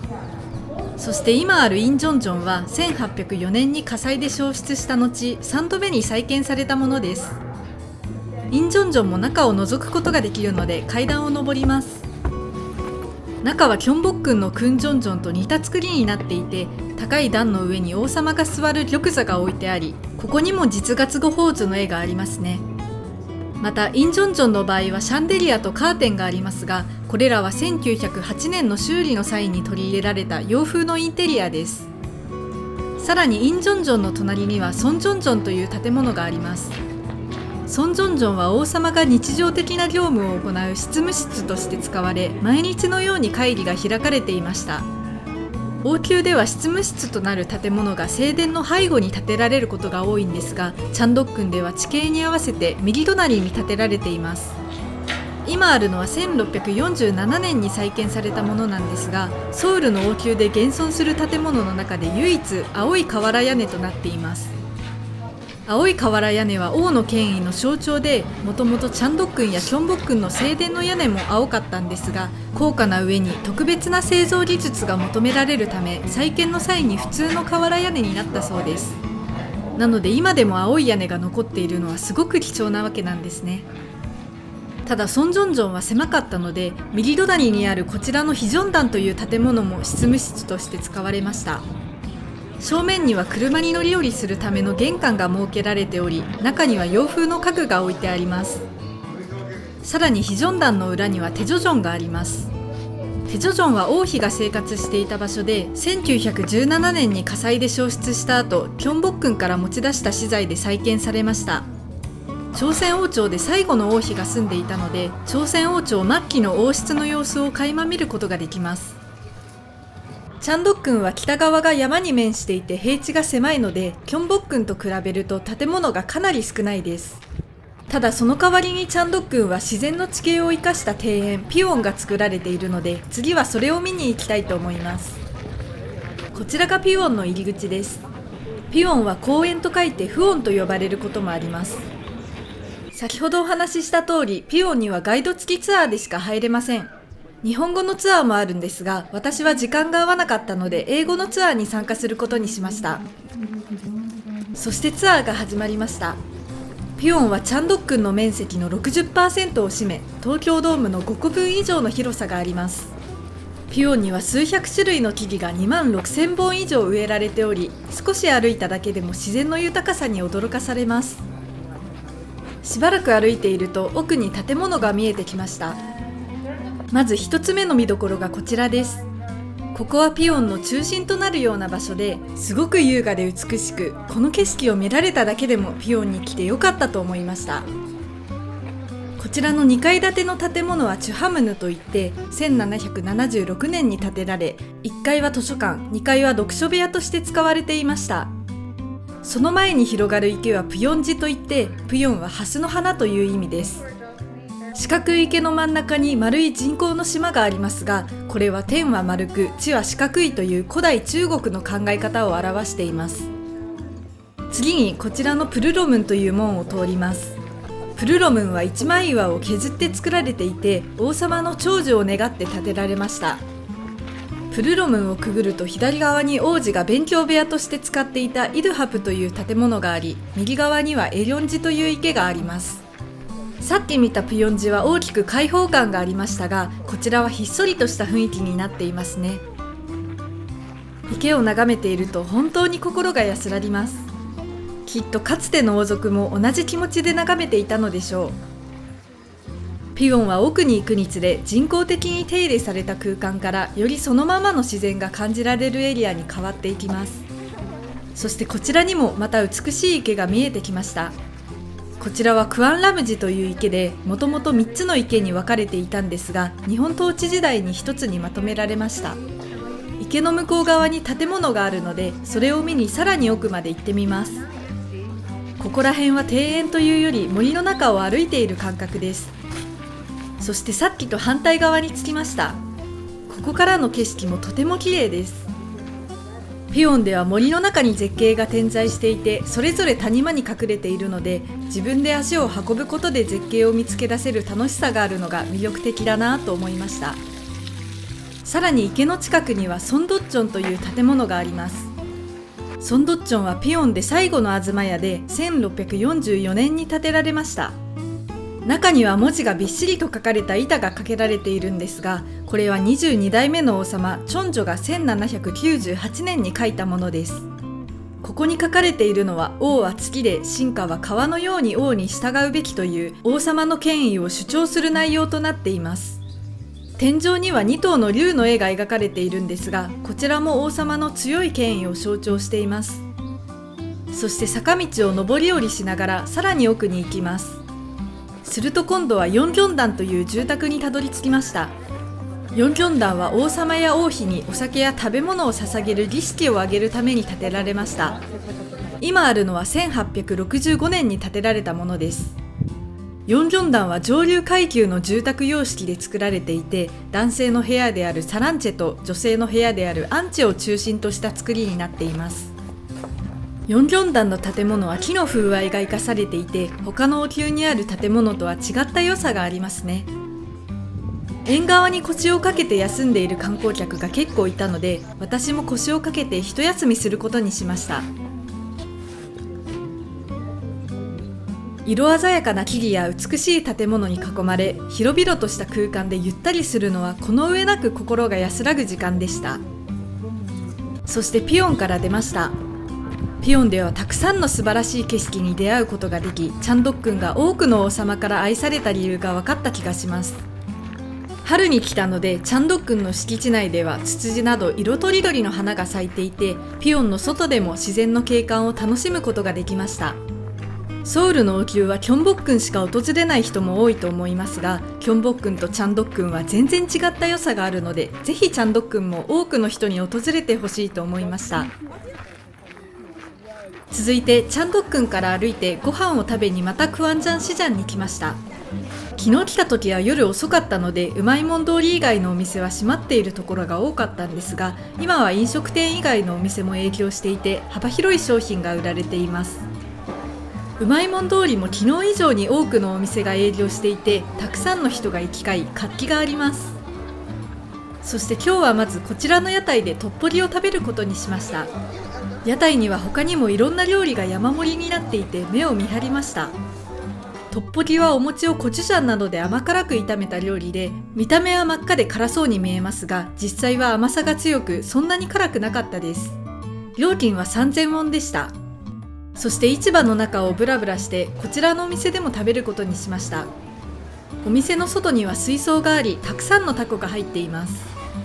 そして私は今回サンナクチという韓国料理を注文しました。料金は15,000ウォンです。サンナクチとは韓国語で生きているタコという意味で、日本ではタコの踊り食いと呼ばれています。ご覧の通りタコがぐねぐね動いていて、本当に生きているようです。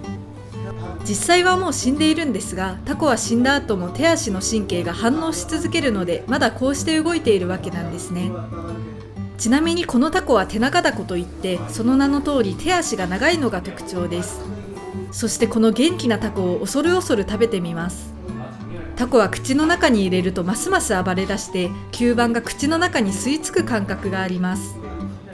新鮮なタコをごま油や塩と一緒に食べるので、味自体は爽やかで美味しいんですが、食感がこれまでにないユニークな感覚です。この後付け合わせにあった唐辛子を辛くないタイプだと思って食べたんですけど、辛みが後から一気に来て腹痛に襲われました。そして店員さんに I'll be back とだけ伝えてトイレに駆け込みました。緑の唐辛子は甘いものもあれば辛いものもあるらしく、見た目では判断がつきにくいので、苦手な方は気をつけた方が良さそうですね。離席してから10分以上経ち、席に戻った後もタコの吸着力は結構強く、箸で掴まなくても箸にしつこくひっついてきます。喉に吸盤が吸い付いて窒息した事例もあるそうなので、食べるときは丸ごと飲み込むのではなく、必ず吸盤を潰すようによく噛んでから飲み込むようにしましょう。続いて国立中央博物館に行くために地下鉄に乗ってイチョン駅に来ました。イチョン駅から博物館までは地下道でつながっていて、地下道の壁には壺や仏像などの絵がドットでさりげなく描かれています。地下道から出ると奥に博物館が見えてきました。国立中央博物館はアジア最大級で、博物館の観客数はなんと世界で6番目を誇り、アジアで唯一トップ10に入っています。私はもともと博物館がそんなに好きなタイプではなく、時間もそんなになかったので行くかどうか迷ったんですが、アジア最大級の博物館がどんなものなのか見てみたいと思い行くことにしました。そしてこちらが国立中央博物館です。アジア最大級なだけあってとんでもなく大きいです。今ある建物は2005年に建てられたんですが、実は国立中央博物館自体はそれより前から存在していて、もともとは旧朝鮮総督府の建物が博物館として使われていました。ただキョンボックンの敷地内だったということで、立地があまりに悪く解体されてしまったので、米軍基地の跡地であるこの場所に博物館が新しく建てられたわけなんです。ありがたいことに博物館には無料で入ることができます。こちらが入り口なので入っていきます。入り口に入るとびっくりするくらい広大な空間が広がっています。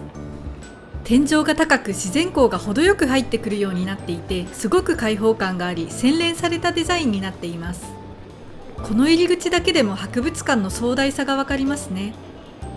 さらに奥に進むと歴史の道という廊下が広がっています。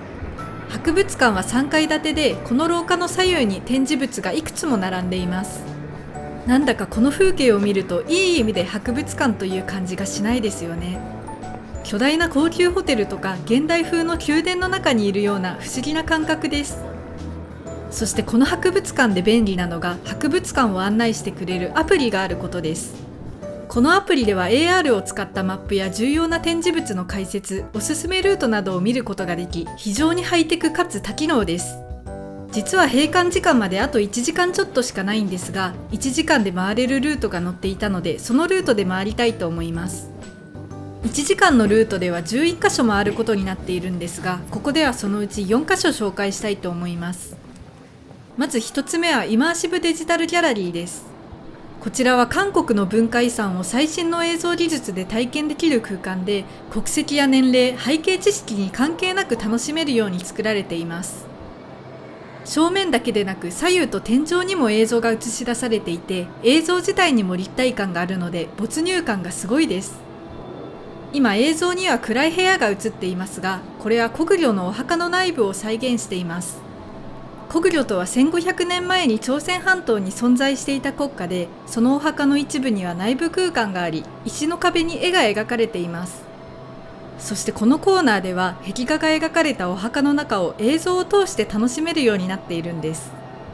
この映像で面白いのが、壁画をそのまま写すだけでなく、壁画が表している人々の生活までもイメージできるようになっていることです。例えば今、大行列の壁画が写っていますが、壁画の人物が徐々にアニメーションに変わり動き出します。さらに背景が天井から当時を思わせる王宮の風景に変化し、ダイナミックな映像になりました。この壁画を元に作られた映像のおかげで、当時の儀式の壮大な雰囲気がより鮮明にイメージできるようになっています。このコンテンツのタイトルは石壁の上で出会うコグリョなんですが、そのタイトルの通り、昔の壁画と現代の映像技術を組み合わせることで、コグリョの人々の生活や世界観を知ることができるのが面白いと思いました。次に2つ目を紹介したいと思います。この展示室はたった一つのものを展示するために設けられていて、なんだか神聖な雰囲気です。ここで展示されているのは金でできた冠と同じく金でできた葉帯という腰に巻く装飾品で国宝に指定されています。これらはシルラという昔朝鮮半島に存在した国家の王族が5世紀に使っていたものです。つまり先ほどの壁画と同じく約1500年前のものなんですが、なんと発掘されたのは1973年で結構最近なんですよね。この冠の上の装飾は正面と左右の3本は木の枝の形をしていて、後ろの2本は鹿の角の形をしているのが特徴です。よく見るとたくさんの勾玉が一本一本金の糸で結ばれていて、冠の下の装飾も葉帯もすごく細かく作られています。5世紀にこんな細かいものを作る技術があったのもすごいですし、5世紀のものがこんな綺麗な形で残っているのもすごいですよね。展示の仕方も金の輝きが最大限に感じられる空間づくりになっていて素晴らしいと思いました。そして3つ目に紹介するのは博物館の廊下にそびえ立つ石塔です。こちらは1348年に慶天寺で建てられたもので、一番下の3段は土台になっており、その上に10階に及ぶ本体が立っています。塔の側面には仏教に関する物語を書いた華やかな彫刻が見られます。1907年に日本に無断で持ち去られたことがあったんですが、1918年に返還された歴史があります。ということで今度は2階に上がります。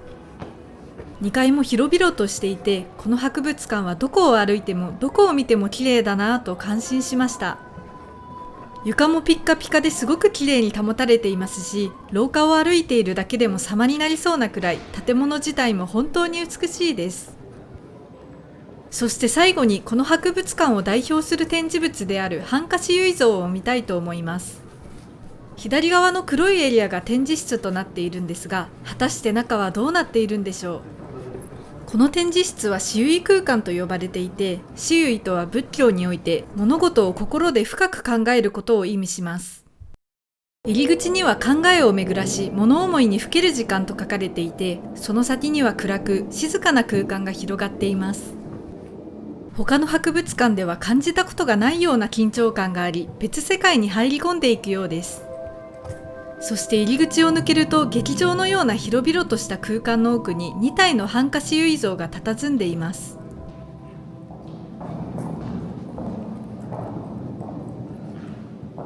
すごく静かで神秘的で現実から切り離されたような感覚に包まれます。ちなみにハンカシユイ像のハンカとは地面に下ろした片足の上にもう片方の足を乗せた座り方のことを言います。つまりハンカシユイ像とはハンカの姿勢で物思いにふける仏像のことを言います。この2体のハンカシユイ像は1400年前の非常に高度な技術が反映されていて、韓国の美を代表する世界的名作であり、国宝に指定されています。それぞれ穏やかな表情をしており、見ていると神聖な気持ちになりますね。この2体は一見似ているように見えますが、実は様々な違いがあります。まず制作時期は左側は6世紀後半、右側は7世紀前半です。さらに左側は華やかなアクセサリーを身につけ、服のひだがきれいに整っているのに対し、右側は質素で上半身は何も着ておらず、服のひだは立体的になっています。他にも表情や顔つき、手足の指など様々な違いがあるので、いろいろ見比べてみると面白いです。この空間ではハンカシユ像の後ろ姿も見ることができ、ガラスなどの仕切りもないので、細部までこだわって作られた姿をじっくり観察しながら物思いにふけることができます。ハンカシユ像と空間が一体となっていて、単なる展示室を超えた特別な気持ちになれる素敵な空間でした。ということでいろいろ見てきましたが、この博物館は貴重な展示物が見られるだけでなく、建物の美しさや案内の充実度、展示物の世界観に合った空間づくりなど、いろんな面で素晴らしく感動しました。しかもこれらを無料で見られるのが信じられません。本当に来てよかったです。国立中央博物館はその周辺も見どころが多く、博物館の前に大きな池があったり、石で作られた文化財がたくさん展示されている庭園もあります。さらにヨンサンカジョッコンウォンという大きな公園も隣接しています。ここはもともと米軍のゴルフ場だった場所で、いろんな植物があり、すごく居心地がいいです。また韓国では裸足ウォーキングというのが流行っているらしく、裸足で歩けるコーナーがありました。靴箱や足を洗える場所が用意されていたりと、結構設備が充実しています。韓国では裸足ウォーキングが健康にいいと知られていて、最近あちこちで裸足で歩ける道が整備されているそうです。そして公園から歩いて行ける距離にハンガンという大きな川があるので、ハンガンにも来てみました。ハンガンは N ソウルタワーの展望台からも見えましたが、近くで見ると改めて立派な川だなぁと実感します。夕焼け空を背景にハンガンの向こう側に佇むビル群がとても綺麗でした。ハンガンを見た後は地下鉄で移動し、インチョン国際空港に来ました。お腹が空いていたので空港のシェイクシャックでサクッとご飯を済ませました。日本へは明日の午後に帰るんですが、明日は出発まで空港の近くにあるパラダイスシティというリゾート施設で過ごす予定です。なので今回は空港からシャトルバスに乗ってパラダイスシティの近くのホテルに泊まりたいと思います。パラダイスシティにもホテルはあるんですが、一泊何万円もするので今回はやめておきました。そして今回泊まるのはインチョンエアポートゲストハウスというところで、マンションを利用した宿泊施設になっています。部屋の中はこんな感じでかなり広く、綺麗で快適です。ホテルにあるようなものはすべて揃っていますし、キッチンや洗濯機もあります。これで1泊7000円台なのでコスパ最強だと思います。ホテルの窓からは右側にインチョン空港が見えます。さらに左側には明日行くパラダイスシティが見えます。想像以上に大規模でびっくりしました。明日観光するのが楽しみです。さて4日目はホテルから歩いてパラダイスシティに来ました。今前に見えている立派な建物がパラダイスシティです。パラダイスシティとは公式サイトでは五感を満たす多彩な施設やエンターテインメントを楽しめる統合型リゾートと説明されています。具体的にはラグジュアリーホテル、外国人専用カジノ、屋内型遊園地、ラグジュアリースパ、アートギャラリー、ショッピングモールなどがあります。アジアのハブ空港であるインチョン空港の近くにあるので、乗り継ぎで韓国に訪れる人も含め世界中の人々が集まります。パラダイスシティは一日中遊べるほどコンテンツが盛りだくさんなんですが、今回は時間が2時間くらいしかないので、雰囲気だけでも感じられたらいいなと思います。ちなみに建物の公共スペースを見るだけであれば無料で入れます。それでは中に入ってみましょう。入り口に入ると広大な空間が広がっていて、あまりの豪華さとスケールの大きさに衝撃を受けました。入り口の真ん前には巨大なオブジェがありますが、こちらはアメリカのアーティストカウズさんによるトゥゲザーという作品です。木で作られており、高さは6メートルにも及びます。入り口の真ん前にこんな巨大なオブジェを置くのはすごい大胆だと思いましたし、いい意味で違和感というか、ただの高級リゾートじゃないんだというワクワク感を感じました。ここはプラザというパラダイスシティの中心となるような空間で、この広場にはレストランやセレクトショップなどが集まっています。天井が高く、広場の中に複数の建物が建っているので、屋内にいるのに屋外にいるような不思議な感覚です。またプラザの奥にはアートスペースもあります。リゾートといえば海や山など自然を楽しむイメージがありますが、パラダイスシティはアートとエンターテインメントを融合したアートテインメントリゾートとして作られているのが特徴です。なので世界中のアートが敷地内全体に散りばめられていて、その数はなんと3000点に上ります。リゾートと美術館が一体となったようなユニークな空間作りですよね。そしてプラザの2階に上り、荷物を預けるためにロッカーに来ました。このように画面で操作するタイプで、クレジットカードで支払いできるので使いやすいんですけど、ここでカードを取り出そうとしたところ、いつも入れているところにカードがないことに気づきました。他にもカバンの中をあちこち探してみたんですが、一向に見つかりません。海外でクレジットカードをなくすのは初めてなので、これは終わったと絶望しました。でもこんなこともあろうかと、一応クレジットカードはもう1枚持っていたので、支払いはなんとかできました。自分の記憶の中でクレジットカードを最後に使ったのは昨日のシェイクシャックなので、そこでなくした可能性が高そうです。なので空港から帰る時にシェイクシャックに寄ることにして、今はパラダイスシティを楽しむことにしました。ということで気を取り直して、ホテルがあるエリアでもいろんなアートが見られるので行ってみます。今前に見える色鮮やかな空間はプラザとホテルをつなぐ通路でパラダイスウォークと呼ばれています。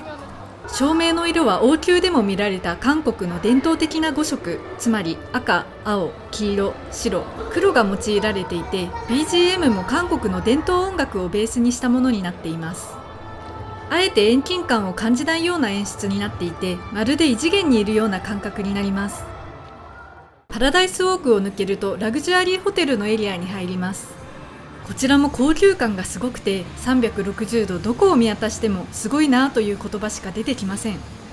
本当にとんでもないところに来てしまったなと思いました。そしてホテルのエリアのど真ん中には日本を代表するアーティスト草間彌生さんの作品が置いてあります。こちらはグレートギガンティックパンプキンという作品で、鮮やかな黄色のかぼちゃに黒い水玉が描かれています。草間さんは子供の頃から視界が水玉で覆われる幻覚に襲われていて、水玉を描くことは幻覚から身を守る儀式的な意味が込められているそうです。かぼちゃは太っ腹で飾らない要望と力強さが感じられることから、草間さんは子供の頃から強烈な愛着を持っているんだそうです。ホテルの中心となる場所に巨大なかぼちゃがドーンと置いてあるのもいい意味で違和感があって、パラダイスシティの大胆さが素敵だなと思いました。さらにホテルの入り口の方に行くと、イギリスのアーティストダミアン・ハーストさんによるゴールデンレジェンドという作品があります。こちらはギリシャ神話に出てくるペガサスがモチーフになっていて、半分だけ筋肉がむき出しになっています。これは神話上の生物を単なる幻想ではなく現実的に眺めてみようという挑戦の意味が込められているそうです。パラダイスシティには他にもアートガーデンという自然とアートが共存した素敵な庭園があったり、別の場所にはなんじゃこりゃと思うような建物もあったりしました。ここはまるでディズニーランドのトゥモローランドみたいですね。単にアート作品が置いてあるだけでなく、建物自体がアートになっているのも面白いと思いました。パラダイスシティは本当にクリエイティビティに満ち溢れていて、リゾートという非日常の空間でリラックスしながらアートに出会えるのもすごくいいと思いました。他にも見どころは山ほどあるんですが、時間がないので最後にパラダイスシティの中にある韓国料理のお店でご飯を食べたいと思います。今回はこちらのサーモンビビンバを注文しました。料金は17,900ウォンです。2日目の時にも話しましたが、ビビンバは韓国語で混ぜご飯という意味なので、このように混ぜて食べます。新鮮なサーモンの脂が乗った味わいとシャキシャキした野菜の食感、韓国海苔の香りが合わさってめちゃくちゃ美味しいです。しかもおかずも一つ一つがちゃんと美味しくて、こちらの魚やホタテが入ったスープは上品で複雑な味がします。パラダイスシティには短い時間しかいられませんでしたが、食やアート、建物の豪華な雰囲気を味わえて貴重な思い出になりました。パラダイスシティを楽しんだ後はシャトルバスに乗ってインチョン空港に向かいます。空港に着いて真っ先に向かうのは、昨日クレジットカードをなくしたと思われるシェイクシャックです。店員さんに恐る恐るここでクレジットカードをなくしたかもしれないと伝えると、店員さんがそれらしきものを取ってきました。そして名前を聞かれたので答えると、なんと無事にクレジットカードが返ってきました。まさか海外でクレジットカードをなくして帰ってくるとは思わなかったので、本当に嬉しかったです。クレジットカードを取っておいてくれたシェイクシャックの店員さんには心から感謝しています。さて、これからはインチョン空港から日本に帰ります。昔のソウルはキンポ空港という到着した瞬間からキムチの匂いがすると揶揄された空港が玄関口だったんですが、2001年にインチョン空港がオープンしたことで、今ではインチョン空港が韓国と世界を結ぶ玄関口となっています。インチョン空港は2つの島の間の埋め立て地に建てられ、建設に8年かかったそうなんですが、2024年の世界空港ランキングでは3位に選ばれ、アジア最大級のハブ空港となっています。